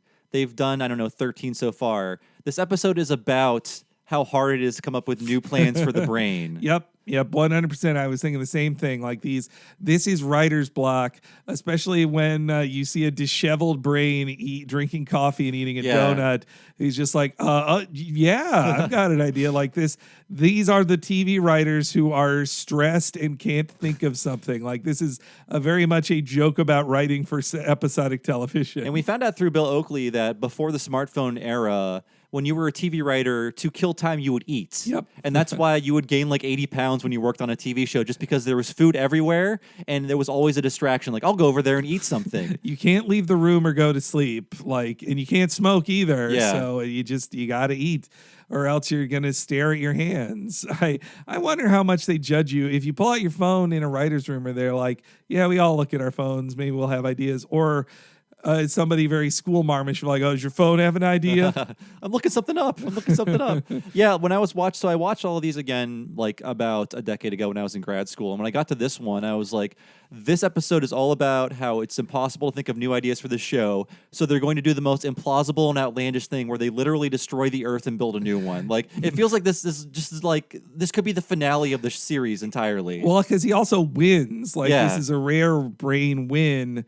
And this, even though this is the start of the second season, this could work as the finale of the show too. And that he's so stuck for ideas, and that he's, the bagel thing especially feels like a very Hollywood writer thing. Though we've also been in offices that have, the wonders of a free bagel, and you're just like, what if I eat another 700 calorie bagel today? That'd help me. If I walk to the kitchen again, that will kill 8 minutes. Yes, yeah. And that they even draw until Brain, note this in his character model, until Brain finally comes up with the plan, he has drawn as unkempt in Brain style. He's got sort of like a 5 o'clock shadow-ish sort of thing happening. Of his just white hair being a little shaggier, which I like that in general, their designs, you get so much character out of them. And also with Brain, he has kind of like a clownish framing to his face. But they also are very simple, like they're white lab mice, so it's just white on white. I like the pink eyes, too. It's a nice touch. It's a creative touch. It's so weird looking. And yes, this is one of Pinky's stupider moments of intentionally giving himself brain damage. And I also like how he describes it as like falling down, but not, and then he falls down. He falls down. You missed that. If you didn't hear the tumble music, that was Pinky falling. Again, it's all scored very well. So the brain is working at a chalkboard. He's got Conqueror's block. Can't think of a new plan. He wrote Kiss Rules on the chalkboard, which I want to say odd. Pinky wrote that. Okay, I want to think Pinky wrote that. That's garbage. That's garbage pop culture he'd be into. So Pinky arrives chewing on a ball of foil. Don't do that at home. There's like two things he does in here that I'm like, kids shouldn't see this. Yeah. This is bad imitatable act. I think when I heard about that on a show, I tried it. I was like, oh, that does hurt if you have fillings. I 100% tried it. 1,000%. I didn't have fillings at the time. Or the thing where you touch a battery to your tongue, Yep. the 9-volt battery. I tried all the minor ways to injure yourself as a child. Don't do this at home, kids. He tells Pinky to go off in the corner and practice clapping, and he does.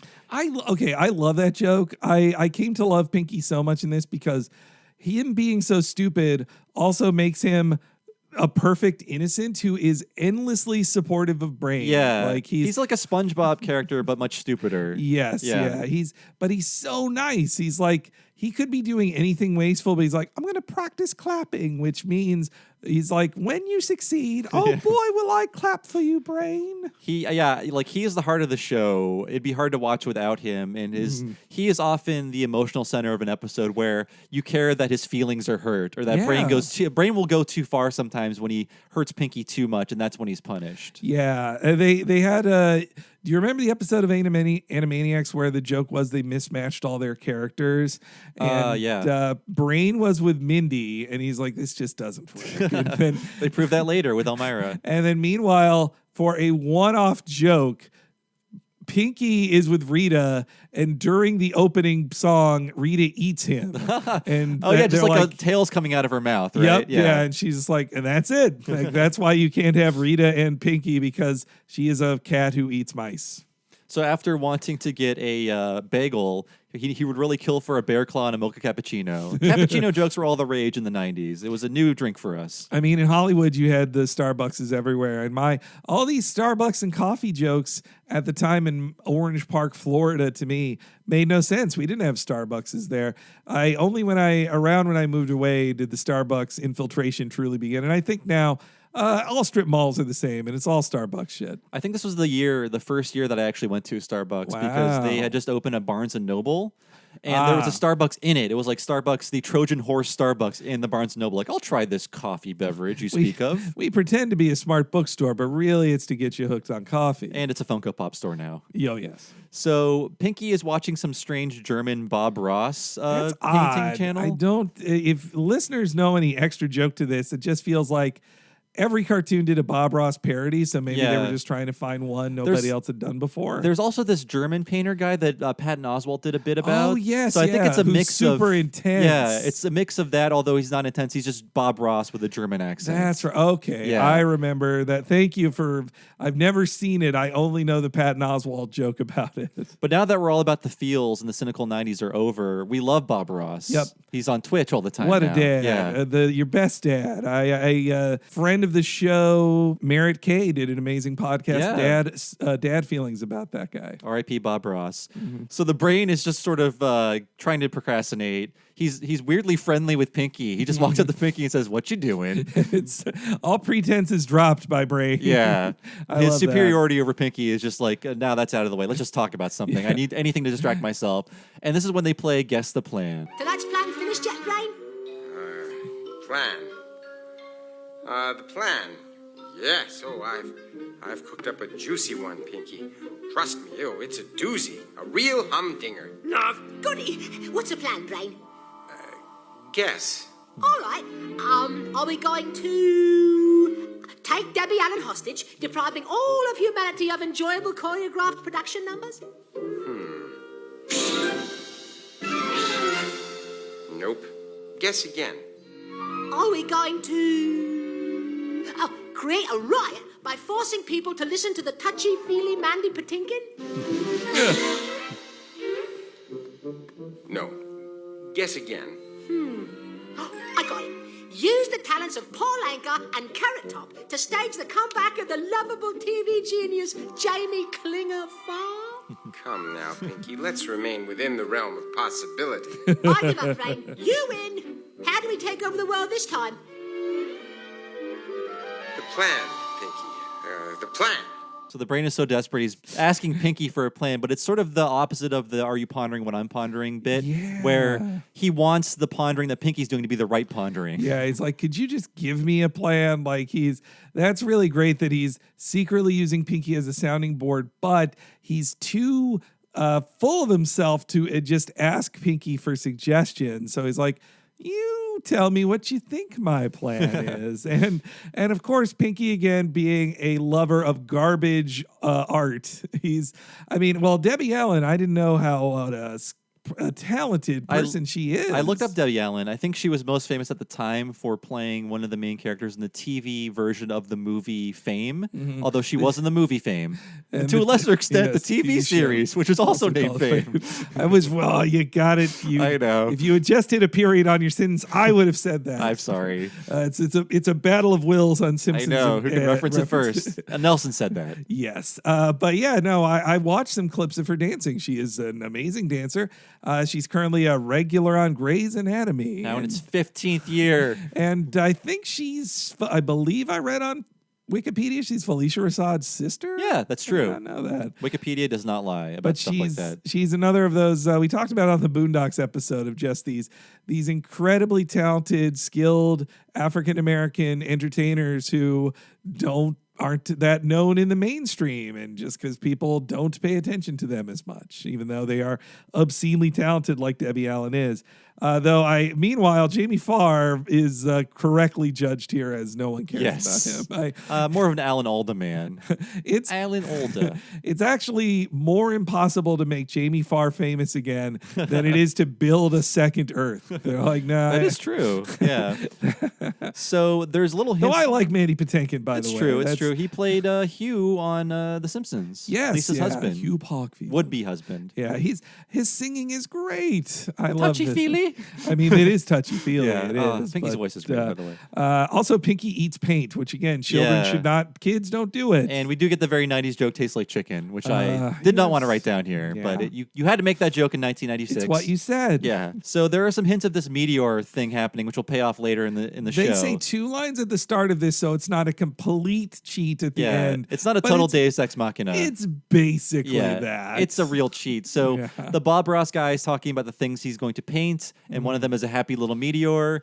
And Martha Stewart is on TV, and she's talking about making a helmet to protect herself from the meteor made out of like repurposed corn cobs. Yes. And then she pulls out a papier-mâché bust of Art Buchwald. Again, these are very obscure references. Had to Google that one. Didn't know him. He was sort of like an older Dave Barry. He had a syndicated humor column for centuries. Again, low art. Yeah. Like this is a worshipping of low art, the show is. If I'd say, they love tacky pop culture. Yes, take a thing that is obscure and make it out of paper mache. That is tacky. And also just it's mid-90s making fun of Martha Stewart and her shows. Which she was not in jail yet. That would be the new joke. I think we had too much like gendered dislike of Martha Stewart. I mean, her show's fine. It's a show about making stuff and for practical means. Like it's a nice lifestyle show.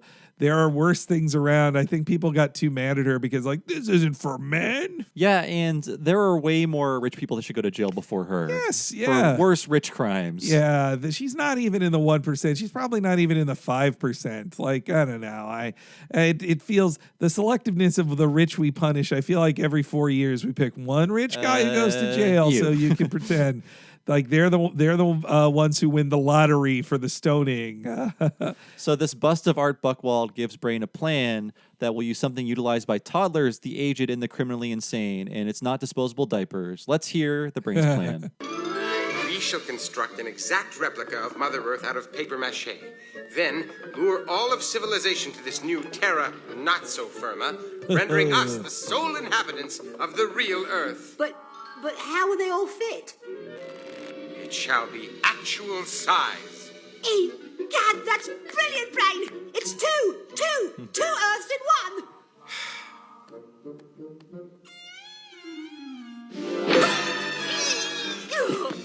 Fire up the kiln, Pinky. Tonight we cook up an alter Earth. So there was always a degree of implausibility to the Brain's plans because, number one, they're mice. Let's get that out of the way. They're mice. Yeah. They shouldn't be able to talk.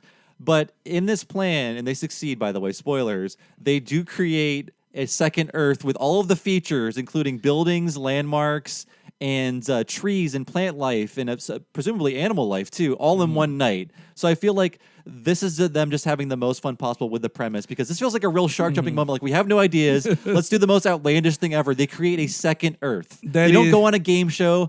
In episode 2 of the series, Brain's plan is to get a job and then get injured on the job and get workers' comp. That is his plan. In season 2, he's building a second Earth. An exact mirror duplicate that will be built next to it in one night by 2 mice. Yeah. Like, and also within the silliness of it too is like the reason you can't build a second Earth using the stuff that's on Earth is that all the things that are Earth would be used to make it. To put those things into space, where else are you getting the matter from? If mathematically not from impossible. Earth? It doesn't, though. I guess actually mathematically, so it does work because he's only taking the flour and newspaper from Earth and making a shell around it instead of taking all the shit from Earth to build it. Though again, it's supposed to be insanely outlandish, the most crazy thing they've ever done. Also, just the stuff with paper mache. I am like gagging thinking about it. Paper mache disgusted me as a child. I never had to do anything with it, but I've walked by art classes doing stuff, and it just reeks. Yeah, if I knew it was paper mache day, like I would get sick in class. I only had to do it a few times, and I just like. It disgusted me as a child. I couldn't stand doing it. It confused my teachers. And I like, what in paper mache looks good? I hate it so much. It smells so bad. It's just awful. I can't say enough worse things about paper mache. I am a little ashamed to admit I had to search the reference Pinky was making with the 2, 2, 2, and 1. Oh, which product was it? It was Certs. Oh, two mints in one. Yeah, there's a little, the red sin in the center. Was that it? Red sin. Wow. We are so beyond Certs in mint punishment. Like after Smints, it became about mints hurting you. Otherwise, it doesn't work. I got some good mints from Vancouver called Frisk. I've not seen them in America. There's a reason. They're powerful mints. Okay, well, now I'm more on the Listerine tab, the acid tab of Listerine. I'm more into that. Whatever happened to Redson? It seemed like such a good idea. Or Banaka spray, like George Kennedy used, which I feel like I just made a Pinky in the Brain joke by bringing up George Kennedy and Banaka. Wasn't that Breath Assure? Oh, you're right. It was like the pills you took. Yeah, that's Just right. Brush your damn teeth. I eat all I want, and it hurts. So part of the outlandishness of this plan, again, we're not looking at the reality of this too much, but it's like the writers throwing up their hands and saying, let's just do whatever we want. Pinky literally goes to a Sam's Club and buys a ton of flour. There's no 8,000 tons of flour. It has to be at least. There's no scenes of him like using a credit card or checking out. He's just pulling a dolly through Big Stuffs, as it's called. Yeah, and that also Brain has unlimited money for this one too. Like there's every moment you'd have to have a question in this. They just go like, you don't think about it, guys. We can't. You can't care. You simply can't care. And I do really enjoy the selective knowledge Pinky has. Pinky is asking the Brain if the Brain is going to recreate the Earth's core, and Pinky knows all the things that are in the Earth's core. And he's like, oh my God, Pinky, how did you know about this? And he says, that's what they did on the Wayans Brothers. So apparently there's a Wayans Brothers episode where they recreate the Earth as well. Boy, I need to watch this Wayans show. That's just a nice knock on their channel mates, the Wayans Brothers, which that was original WB. It was Animaniacs plus the Wayans. That covers all their demographics of nerds, children, and the urban community. Yes, I mean, to be fair, WB was a good network for that. Oh yeah, having very a lot diverse. of black focus shows. Yeah, UPN and them, I think they were going for that way harder than ABC, NBC, and CBS were going for, and even Fox at the time. Well, and also when he just tells Pinky to leave, Brain says he wants tube socks, which I wonder if Pinky's tube socks reference before made him think like, I should get. I need tube socks. Yeah, his laundry list shopping list is just flour, and tube socks at the end. Flour written down hundreds of times, which very funny. Pinky would need that, but here's a brief scene of the Brain ordering newspapers. Alabama Bugle, please deliver a subscription of your fine newspaper to Acme Labs. Thanks, y'all. Albuquerque Times, please deliver a subscription of your newspaper to Acme Labs expeditiously. Gracias, y'all. Again, that great cartoon scoring. There's like an arrangement of Dixieland and an arrangement of La Cucaracha playing under the dialogue. So clever. Yeah. I love the joke of him saying y'all for no reason. He says y'all on every phone call, so he didn't change it to say y'all for Alabama. He just says y'all on every phone call, which makes no sense. It's such a silly gag. I love it. There's a later one where he does it in like some sort of Bantu dialect, and he says y'all at the end. Yep. Probably not accurate. No. But hey, at least there wasn't like a head shrinker gag in That's there. true. We did avoid that. There's one little diversion at the Big Stuffs, though. Pinky is this does not pay off at all. It's just a funny joke where Pinky is distracted by the Regis Philbin autobiography, I'm Only One Man, which is real. Yep. It's a real autobiography.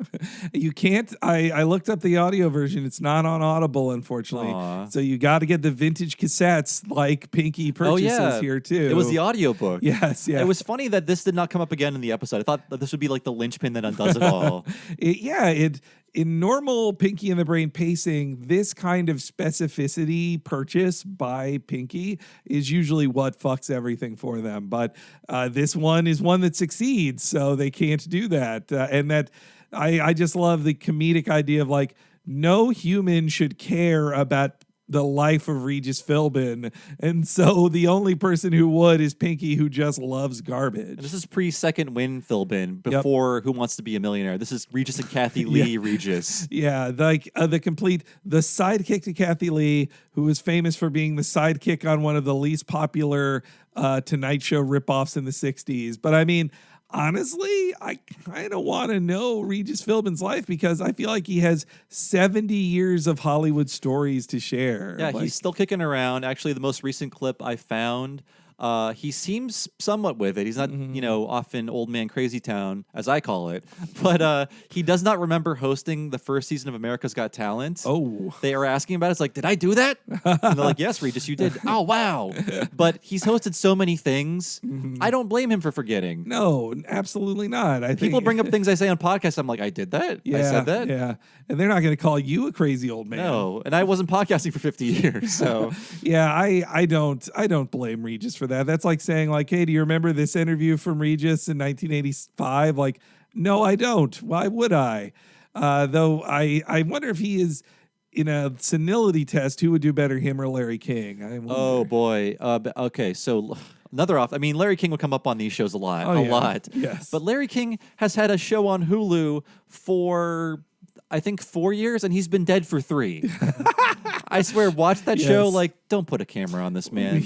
I just saw a clip of him because he had Ben Schwartz on, and he says, like, and I'm looking at your things, you Sonic, this Sonic Hedgehog, and Ben's like, yeah, it's so cool, I'm Sonic. He's like, what's Sonic sound like? And Ben's like, I can't say it. They won't let me. And then Ben Schwartz, who's a very funny improviser, he gets immediately on the improv game, like, you know what I'd love to hear? What would you do, Sonic? Like, let's do you do a Sonic voice right now. What would it be? He's like, I'm Sonic. Gotta go fast. I'm a hedgehog. He doesn't even know that. He's just like, No. I'm a hedgehog, whatever that. I mean, the joke about him 20 years ago was shoulder pads. Now he is mostly shoulder pad. I mean, we're all going to be skeleton men one day. I hope to live as long as him Yeah. after his many heart attacks. I But think. boy, he's kind of ghoulish these days. Him and Stan Lee in an interview was quite a sight to see a few years ago.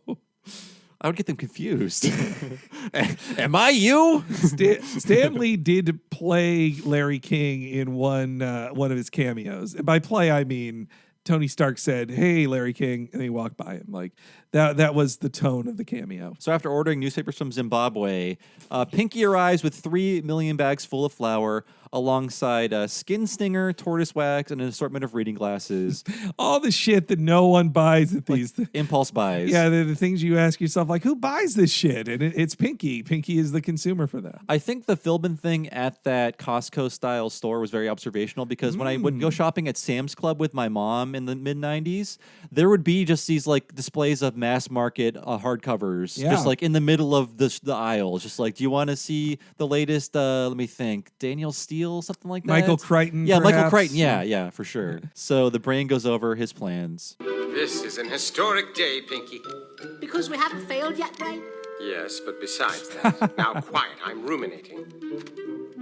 This is where we shall build our earthly decoy. First, we will rip the paper up. Then we shall dip it in this goopy flour water chowder. Would that be the New England or the Manhattan? Pinky, Simon says, go like this. Shuts his mouth. When the paper is wet, we shall layer it in the shape of Mother Earth. Lest you forget, Pinky, round. Let the ripping and dipping begin. Simon says. So this soon-to-be named Chi Earth also has its own theme in the background, which I'm sure it's a classical music theme. It's like dun dun dun dun dun dun dun dun dun dun dun. If you know what that is in the audience, please let us know. That goopy flour water chowder, like that's a great description of the thing that disgusts me so much. And then also it's Pinky wants to know if it's the difference between New England or Boston. I like the kind that's not red.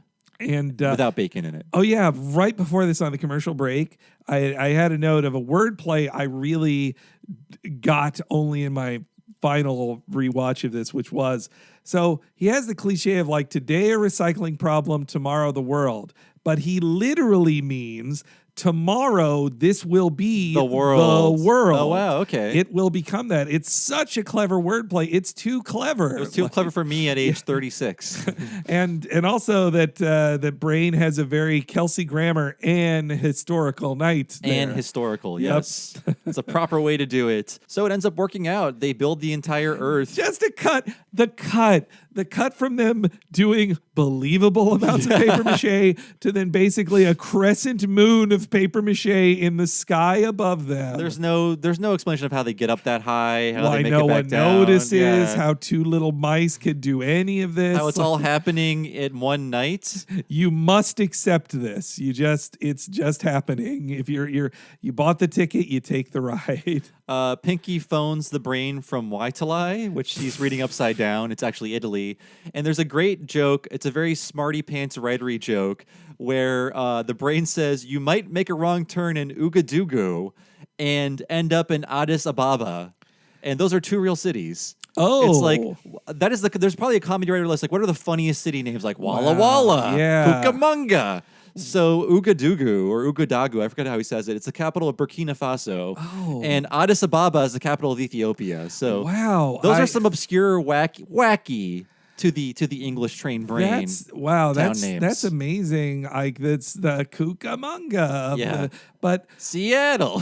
what extra confused? Thank you for explaining that, because what I thought it was like, oh, Brain is naming two other famous cities upside down, and if you were to transpose it, you'd get the name of that country. But that's not the joke. Those are real places. I put the captions on and then I Googled those names. I did not Okay. have that power in 1996. I probably assumed that was the joke too. That's what was breaking my brain, because I thought it was a joke about upside down writing. Also, when they're working with all the newspaper, there's a Variety headline joke, which just confused the shit out of me as kids. They're poorly communicated. There's two headline jokes in the papers they're tearing up, but you can't see what they're saying. There's clearly some intentionality there with words, Yeah. but I couldn't read them at all. It's something about a box office hit for Warner. Yeah. But yeah, I think something got lost in translation with the text there, which totally makes sense. I mean, it's people who English isn't their first language being given drawings of English letters, and sometimes they don't get it right. Like, it's what happens. But it seemed like somehow an inside joke about Warner executives in some way. They for love sure. jokes about variety. Yes. So Pinky recreates the Sistine Chapel. He calls it the 16 Chapel, which I did as a kid a lot. Yep. The brain is not impressed. He also creates other blunders of the world. Wonders, Lisa, or blunders.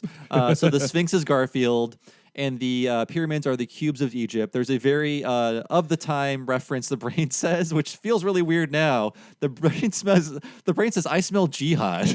Oh yes, that was a kind of a shocking gag to hear. That was going to there. be the intro line. I was like, I don't want to be edgy like that, but he goes, "I smell jihad." I like right before. Yeah, I can't believe they got away with that then, but it felt different then. I mean, you were just joking about, say, Salman Rushdie having a jihad come on him.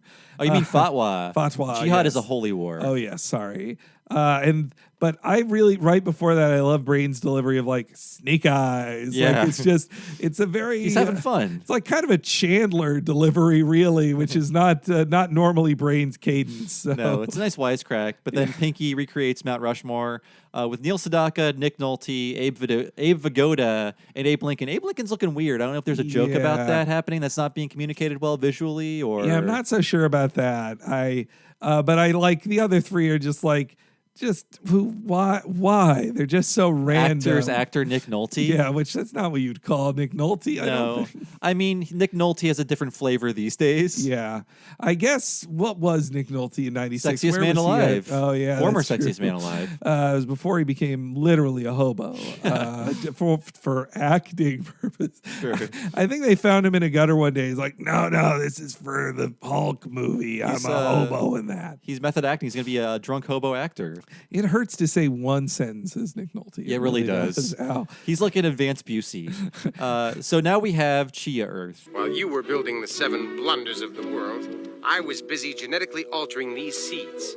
When we mix them into a flora paste formula, the molecular structure of all things paper and all things mache will be altered forever. It will make our brave new world Like the Frady Cat 01. No, Pinky. The seeds not only grow vegetation, they create mountains, and they make our buildings more building-like, our deserts more desert-like, and our basketball players more Mike-like.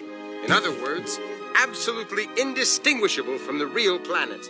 Brilliant, Brain. What do you call it? I call it Chia Earth. Oh, trademark? Yes, Pinky. Trademark. It does beg the question, though. Like, the brain has the power to create these magic seeds. They could be used for anything else that could help him. It feels very convoluted to just have the seeds be one part of this multi-part plan. Yeah, these seeds are a godlike ability. They create, well, for one thing, they create food. Like, they can terraform anything. Take over the moon. This would turn the moon into the same thing, wouldn't it? Or like, this gives him the ability to make endless Earths. After this Earth is, spoilers, destroyed at the end, the real Earth, and then he's back on Chia World, then why not make another one? You can just do this endlessly. Like, this means Brain can create endless worlds. A new planet every night. Exactly. Before we move on to his plan, let's hear the original Chia Pet commercial. In case you don't know what a Chia Pet is, it's possible. They love tacky garbage on Pinky and the Brain. It's no wonder that this is called Chia Earth. So here's the original Chia Pet commercial. There's a new pet. Chia. Chia Pet, the pottery that grows. It's fun and easy. Soak your chia, spread the seeds, keep it watered, and watch it grow. And now grow a whole collection of fun with Chia teddy bears, puppies, kittens, rams, bulls. There's even a Chia tree to keep your pets company. Chia Pets and Trees, the pottery that grows. The Chia Pet and Chia Tree are available at Kmart, Rite Aid, Ames, and Woolworth. Makes a great gift. Not no more, they don't. Yes, so Chia Pet is like, what if we put a pet rock and you smeared crap on it? Yep. And it grew sprouts. That's basically it. You ever have a Chia thing, Bob? I did. No. I said I'm Pinky. They look so cool on the TV. I had to get them once. It was, I think, one of those like stocking stuffer type gifts. But yeah, it was a Chia hippo, and yeah, it really is like you paint seeds onto it and that eventually die. Yeah. So, but for a little bit, you get some junk growing on a piece of crap. I think it peaked with the Barack Obama Chia Pet, and I was like, you're getting kind of racist here, Chia. Wow, Let's slow down a bit. I had forgotten that. It's just a tribute to our first African American president. Sure, it is. So their plan involves them luring all of humanity to the other planet with the promise of free T-shirts. And I got to say, Henry, this is not a dig on you, but no one I know in my life has liked T-shirts more than Henry Gilbert. Henry Gilbert would be first in line to Chia Earth with the promise of an I Love Chia Earth T-shirt. I buy a lot of T-shirts. I don't have as many free T-shirts as I used to, though. I mean, we lived in the world of free T-shirts. Yes. That was one of the perks. One of actually, holy shit. 3 weeks ago on this, or a month ago on this podcast for Doug, I told a free T-shirt story, like of getting my free Doug shirt and how much I loved it. You're right. There's a history of free T-shirts on What a Cartoon. I also, at the same age as I was watching this, I prized a free T-shirt I got from my favorite oldies radio station. Like free T-shirts, it felt amazing. Like it was a gift you could wear always. Like that's what I love about it. And I also I wouldn't call myself a hoarder, but the what hoarder would. But I can't let go of T-shirts. They're really hard for me to let go of. There's too many memories. I'm just like, and I could wear this at any time and remind people of the cool wrestler or Spider-Man pictures that I enjoy. And it's, I know it's not, I mean, I had an actual manager go like, you should wear more buttons up at work. I think it'd make you look more mature. And I'm just like, but T-shirts are cool. My counterpoint was like, do I even need to be here? Yeah, also that. I write articles about video games on a computer. Well, this was before our time at fandom. This was a Games Radar, but I was more susceptible to that bullshit then, though. Okay, the real reason I loved wearing T-shirts at jobs and why I would hate to work in any place where I couldn't just wear a fucking T-shirt was this story that's on a news radio commentary about how slacker all the writers were and how they didn't give a fuck with the executives. They said, like, here was a billionaire executive who was walking around and he met with one of our writers who was wearing a bootleg Mickey Mouse's Stoned T-shirt while meeting him. And I was like, the writer in that story is the coolest person, and he's saying fuck you to this suit. I still believe that. I love that. I want me wearing a T-shirt at work. When we quit our shitty job at fandom, I wore my communist Superman shirt to that because I was like, fuck you, I'm quitting, boss man. Like, communist Superman would agree with me here. The only good Superman that we can believe in. So I would absolutely run up a ladder to a second Earth for a free T-shirt, 1,000%. So yeah, I mean, their plan works. the first instance of their plan working, we see a bunch of hay seeds immediately falling for the plan. Free t-shirt. I love those hay seeds. We don't really learn about how they were able to manufacture 5 billion t-shirts. Don't ask questions. Yeah. Or how everyone runs up the same ladder. Yeah. Except 5 or 6 billion people at that time. And I also like that the free t-shirts are just so lame. They're just a white t-shirt that says I love Chia Earth. Yeah. Also, there's a gag that Brain brought one back from Dollywood. And it's like, why don't you go to Dollywood without Pinky? That's not nice. He would love Dollywood. And there's also, you can't... Oh, there was actually... There's a Spielberg reference, too. Oh, really? So, yeah. Well, it's saying the most powerful thing known to man is like the Ark of the Covenant. Oh, right, right. There's your Spielberg reference. Actually, the Brain met Dolly Parton when he was Bubba Bob Brain. That's with one of the raciest jokes. I think he said, I see that puberty was inordinately kind to you. Oh, my God. That's one of the best. I forgot that joke. They really got away with something. That's a real, like, good night, everybody joke. Yes, just like fingerprints. I think they really say the Chinese words for free t-shirt there, too. It doesn't feel like the quote-unquote Ching Chong style let's fake it dealy there. So, yes. So the Brain wins. Behold, Pinky, our new domain, where we shall be the masters of our own destiny. From this day forward, our lives shall be filled with vim, vigor, and verisimilitude, lording over every living creature with fists of fury. We shall no longer call this planet Earth, Pinky. When was it called Earth Pinky? From this day forth, it shall be known as Brainus. I don't know if we hear Brainus again. I love that. It's love slightly Brainus. vulgar. I like that. This is just reminding me of I was an annoying, precocious kid watching this, and I loved big words. And in fact, at the end of every episode, in the credits, they teach you a big word that's related to the episode. That's sort of their wacky credit in this series. I forgot that. Yeah. I like that. Though that his line there just reminded me of like all the humans left for shirts, but no other living things, it seems like they created they recreated with those magic seeds, all the animals and everything, all plant life, everything on that earth. But those animals didn't leave Earth. So when the Earth blows up, every living thing that isn't a human on planet Earth dies. Well, Pinky and the Brain could not have prevented that. No. Their hands are clean, Henry. And by the way, their fault. During that clip, I cut out a montage of just like empty streets in different parts of the world. Yeah, I think it's a great comment, this third act here, just like how empty a victory can feel if there's no one to be your slave. But it turns out Chia Earth owns. Everybody's nice and at peace for some reason. There's a scene of a cop interrogating a criminal, and turns out they're going to play patty cake. Like, let's get this right. And then they start playing a little patty cake game. Bill Clinton and Newt Gingrich are friends. They're playing with those punching nun dolls. I didn't have one of those ever. They look so cool. Yeah, Big had them in it. I thought it looked so awesome. But and there's a David Letterman joke where he gives his top 10 reasons for why Chia Earth is better than real Earth. I wonder if everyone wearing those free shirts created like just a very utopian society because everyone's the same. We're like, well, we're all wearing the same free t-shirt. Let's all live in harmony. Chia Earth united them. I think an understated thing. Okay, so here's my headcanon about why everyone acts so crazy in this episode. If the painter and Martha Stewart know that this meteor is coming, everyone on Earth has lost their minds because doomsday is coming because a meteor is coming. And I also feel like this meteor reference is the same thing that in the same news story that inspired Armageddon and Deep Impact of just a meteor almost hit Earth. And what if one did? And it just made everybody imagine that kind of thing. No, I totally buy that because that was a news story of the time that inspired so much, including probably Bart's comet too, right? Yeah. And so that's why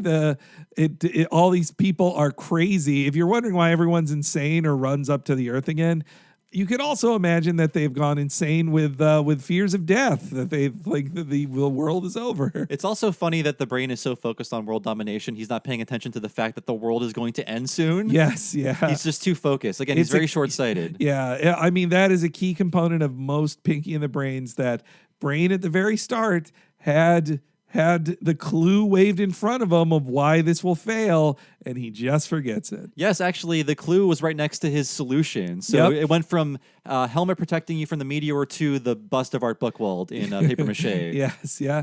He just couldn't remember that the meteor was coming.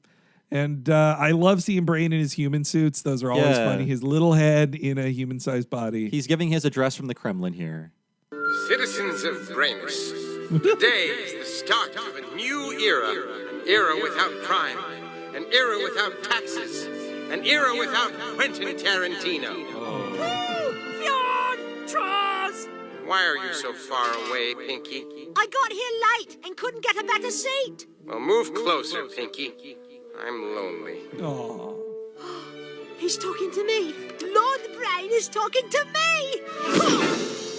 And he gets bopped on the head. Boy, writers of this era really hated Quentin Tarantino. Yeah, to be fair, he was very, very annoying. Very, very annoying. Outside of his 2 very good movies up to this point. Yeah. I think maybe they saw him as like a flash in the pan, even though he has stayed very culturally relevant. I mean, he's making a movie that's about to be a giant film, probably, or at least like, we'll see.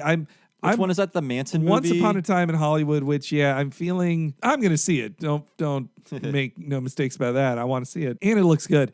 But it does really feel weird to be like, no, this is a true crime story about a guy who killed people. Like it. He didn't kill people, Henry. Ugh, yes. Come on. I know. Well, though, I mean, Squeaky Fromme and the other women are in it too, played by famous people. Yeah. Like, and Margot Robbie plays the brutally murdered Sharon Tate. Yeah, it's I feel like it's too close, and I know it too well because I listened to You Must Remember This. I wonder if he was waiting to make that until Manson died, so they'd be like, well, now he belongs to history, so no suing. We can do this about him True. now. Although I think any court would throw out a Manson defamation case. I would hope. But now see, there's a movie plot. Oh, that'd be awesome. I'm writing it right now, folks.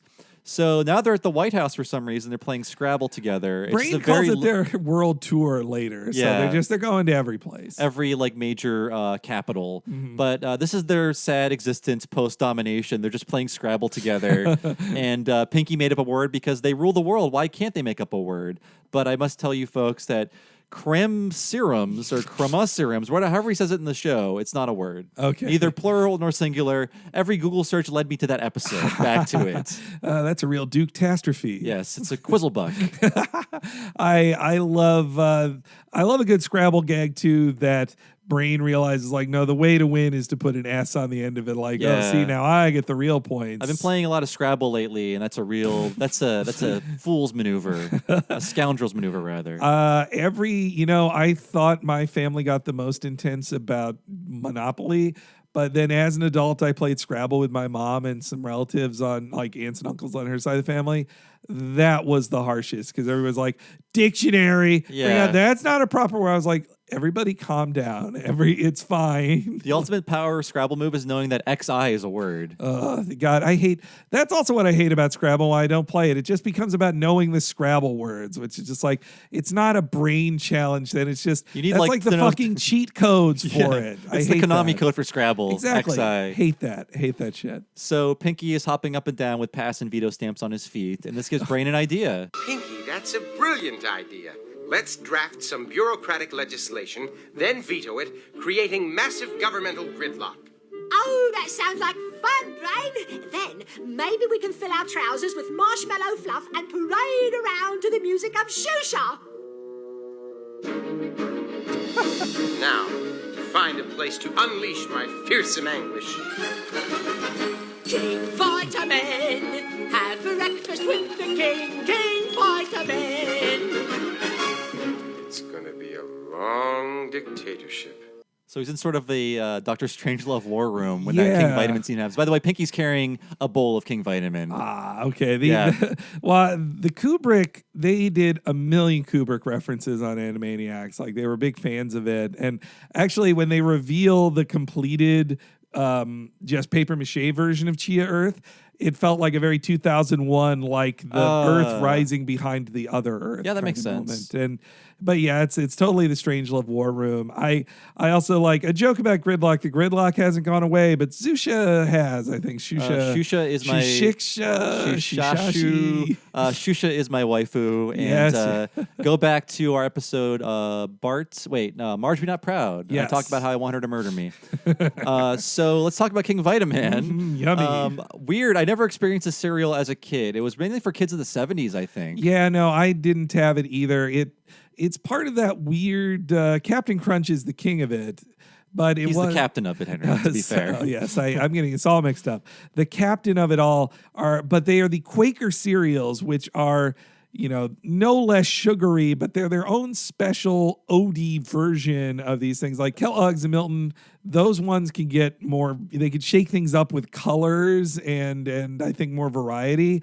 But Quaker ones with Captain Crunch at the top, they're like, no colors. It's just yellow oats, and we shape them in different ways. That's how this goes. You add your own sugar. It's Quisp, it's Captain Crunch, and it's King Vitamin, all the same. Well, let's hear a King Vitamin commercial with that jingle. Nice to meet you, King Vitamin. Nice to meet you. My sister likes you so well. How about you? Never tried it.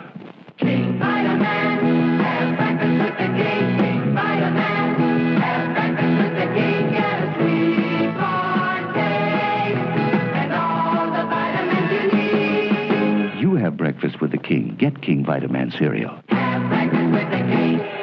I didn't. There you have it, folks. King Vitamin. All these commercials from the 70s are so weird because the premise is like, hey, kids, do you want to eat cereal with an old man? Yeah! Hooray! It's He's dressed like a king. Whoa! That is an odd sell. Yeah. I do like that song, though, and the pitch of like, have breakfast with the king, like a king with a breakfast. It says 100% MDR you get in your meal. Oh, fuck. Murder? What? Riboflavin, perhaps? Maybe. Too much riboflavin. King Vitamin, it kind of goes in and out. You could buy yourself a box of King Vitamin on Amazon right now if you really want to. Quaker has also gotten into the like old brands coming back kind of thing. Same with Quisp, which actually a box of Quisp has a key moment in Kill Bill, a Quentin Tarantino film, just to really make the circle complete here. Making a pop culture reference in a movie? Actually, you know what? Yeah, that's another reason. Why should they hate Quentin Tarantino? They like the same garbage culture of the same time frame. Maybe he was more popular. Oh, we did that first in Tiny Toons. Yeah. I kind of want to. I'm not going to, but I do kind of want to try King Vitamin because if it gives you the Captain Crunch flavor without tearing apart your fucking gums, like I think I'd actually like it. It's colorization is very similar to Captain Crunch. For not having the commercial right in front of him, I think Pinky really captured Rob Paulson. Recreated the song pretty well there. I like his version better. Yeah, you know what? He brought it up. Well, I mean, the instrumentation is better too. Yeah, I like that so much. Again, a lot of the appeal to the show is like they're spending so much money on this stuff where there's a 40-piece orchestra recreating the King Vitamin theme.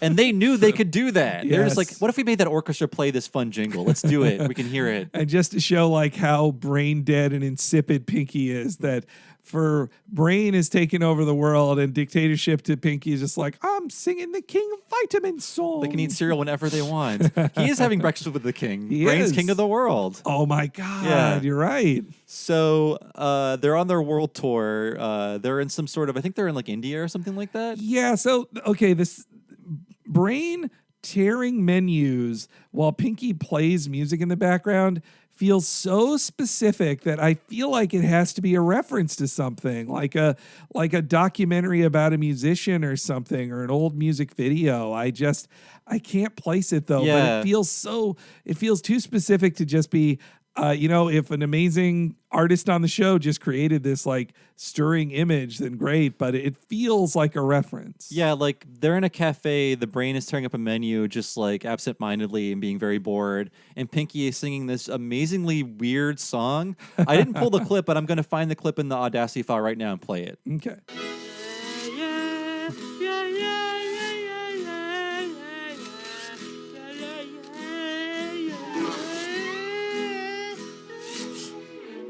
I took a long time to find that clip, by the way, behind the scenes, but I just like how weird it is. Like, he like just sort of falls over while playing the guitar. Doesn't that feel like it's like from a Beatles documentary or something? It's got to be a reference, but it's driving it just so weird and out of place. Like there's a specificity to it. But the nihilism or just sadness of it is very well captured too. That even Pinky is just losing his energy, But it doesn't matter in the end because the meteor comes to destroy real Earth. My monarchy is monotony. I almost wish I had a dream last night. Oh, about what, Brain? There's this huge meteor headed straight toward us. Egad, Brain! Happy Bob the painter must have had the same dream, because there's a huge meteor headed straight for us! How utterly ironic. Run, Pinky, run! We hear the immortal Chia Earth theme. Yes. Oh, man. Okay, so Pinky saying Painter Bob said the same thing. Yeah. Is their way of saying to you, like, we did say this Yeah. before. It's not just out of left field here. We earned this slightly. That's true. I guess they don't want you to think it's a cheat, even though it is. It is absolutely it's a total a cheat. Because it's like, where do you go from here? Yeah, you can't still have two Earths. They got to destroy something. But at least I do like that the classic Pinky and the Brain reset to normal is actually not normal because everyone lives on the alter Earth now, and the Earth that all humanity comes from no longer exists and is gone. And the meteor exploding it did not affect Chia Earth at all. Not even a little the bit. hollow Chia Earth that's Yeah. right next to regular Earth getting destroyed. Just pretty normal. It amounts to some dust dropping on Pinky and the Brain when they escape from There's it. a great little bit of action, though, when they're escaping real world. I like that. I wonder, Independence Day came out, I think, maybe 3 months before this. Though the trailers were months before that. Maybe it was some ID4 inspiration. I don't know. Could have been. But I think also it's a really nice, character. They still have just a little ounce of emotionality there of like, Pinky doesn't need to save the Brain. And for as poorly as Brain treats him, you think he might consider otherwise. But not even for a second does Pinky stop. He's like, oh, here, Brain. He just picks him up. Like, Brain's like, Pinky. And he just saves him. Like that. I like the vulnerability of Brain there and that Pinky is always there to save him. Like it's a sweet, abusive relationship there. You need those emotional moments. I also like visually and just conceptually the idea of the Earths being mirror images to the point where like the Acme Lab signs are next to each other. Yes. And they climb up the sign and onto the other sign to escape to the Chia Earth. And the Pinky and the Brain built outward from that on Earth. And like when they first show Brain on Earth, he has like one bucket of paint and he's painting a hydrant red. He's like, there, done. So you have to accept that he has painted the entire Earth again. And this hydrant was the last part of it. All in one night. Yep. But now their plans have changed. What do we do now, Brain? Same thing we do every night, Pinky. Try to take over Chia World. They're Pinky and the Brain, brain, brain, brain, brain, brain, brain, brain, brain, brain, brain, brain, brain, brain, brain, brain. It's a very ambitious pullout where it pulls out from the Earth back to the moon, and the Lincoln Memorial is on the moon. It's really, it fits with the extreme ambition of this entire episode. But I think, TMS would have done it better. It's done well. It's done well enough for a television budget, especially a continually decreasing television budget. And I mean, you ask that of a fucking theatrical animation budget, some animators will have problems with that. So to go from Acme Labs all the way out to the moon is quite an ask of your animators there from the writers on this. For sure. But it's a funny ending that the only thing that survives original Earth is the Lincoln Monument. That's the one thing, and now it's on the planet. Now it's on the moon. It's the funniest monument.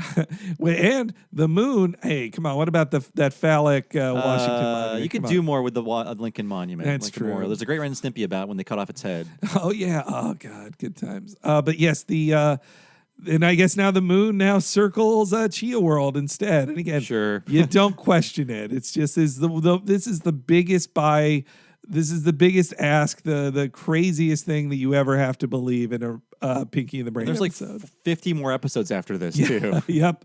Yeah, it's quite a bombastic way to start their second season, that's for sure. Yes, so Pinky and the Brain, I want to say it's worth watching today. It is I think it's not as funny as it was to me in 1996, just because this kind of humor, a lot of it was the novelty. A lot of it was just, can you believe we're doing this? And now after you've seen it in age 20 years, it's not quite as novel anymore, but I can still appreciate the money that goes into all this stuff. And I do like when people get away with stuff, and they were getting away with a lot of stuff for a kid's show. Yeah, production I can admire. The writing I can admire too. I think, as I've grown older, their subsistence on a lot of just like, isn't it random to say this name on a TV show? That is kind of worn out for me, probably because I got overdosed on it by Family Guy and its progeny. But I still think this is a lot of fun to go back to. I think Animaniacs, their shorts are them at their best. I think sometimes, if I remember some of the episodes I watched, sometimes it's harder to stretch them to 22 than others are. I think shorts is a better thing for them, and I do look forward to the reboot that at the very least, stylistically, Pinky and the Brain will be back as being a recurring sketch in a variety show instead of having to shoulder all of the episode themselves. And it's also just great to hear Maurice Marsh and Rob Paulsen do these characters, especially the Orson Welles voice. Yep. It's so good. It's so funny. I hope he lives forever. They're both living legends. We are going to miss these guys a lot when they're gone. Like, it's just, I'm sure there are other voice actors who will eventually pick up the mantle for these guys, but I'm just used to my whole life going like, well, I know who does this voice. It's Maurice LaMarche, the guy who does the best version of this celebrity, Well, Rob Paulsen survived like a major health scare too. Yes, yeah, you can tell he's been through some shit. And so, hey, I wish him the best. I wish him both the best. And we hope to God that new reboot is good. And Please, if you're wondering, within reason, yes. I'm keeping everyone keep your expectations at a medium. Okay? It can't be as expensive or as glorious, but I think the people in charge know what they're doing. And in case you're wondering,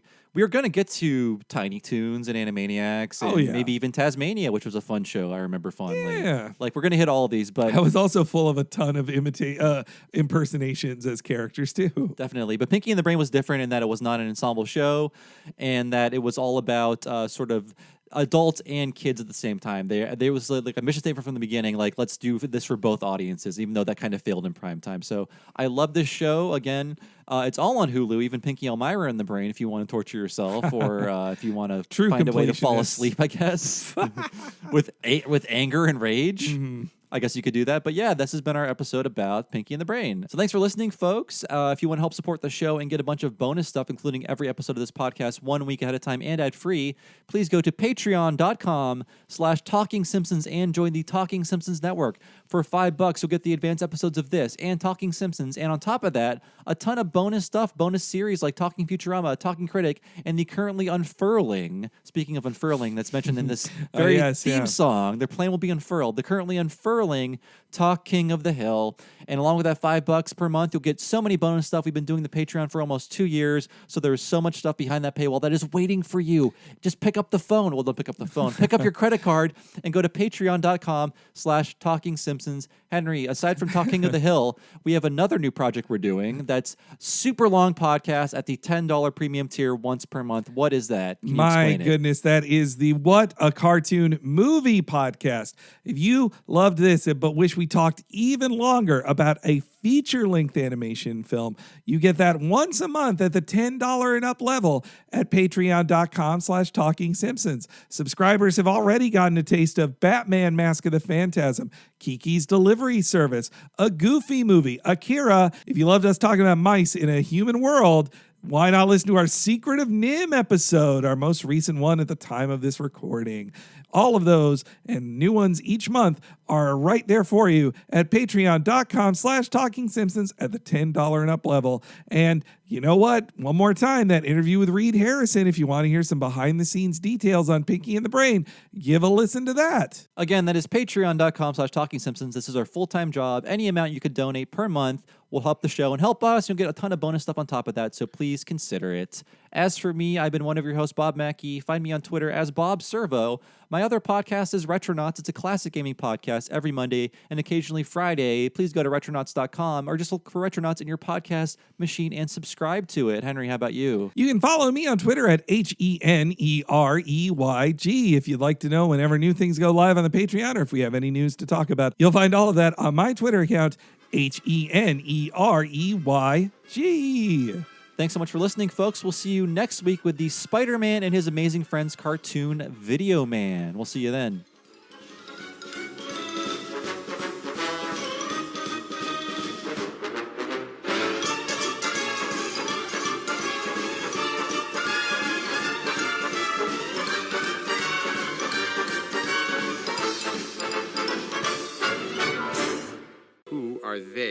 They're the founding fathers, Brain.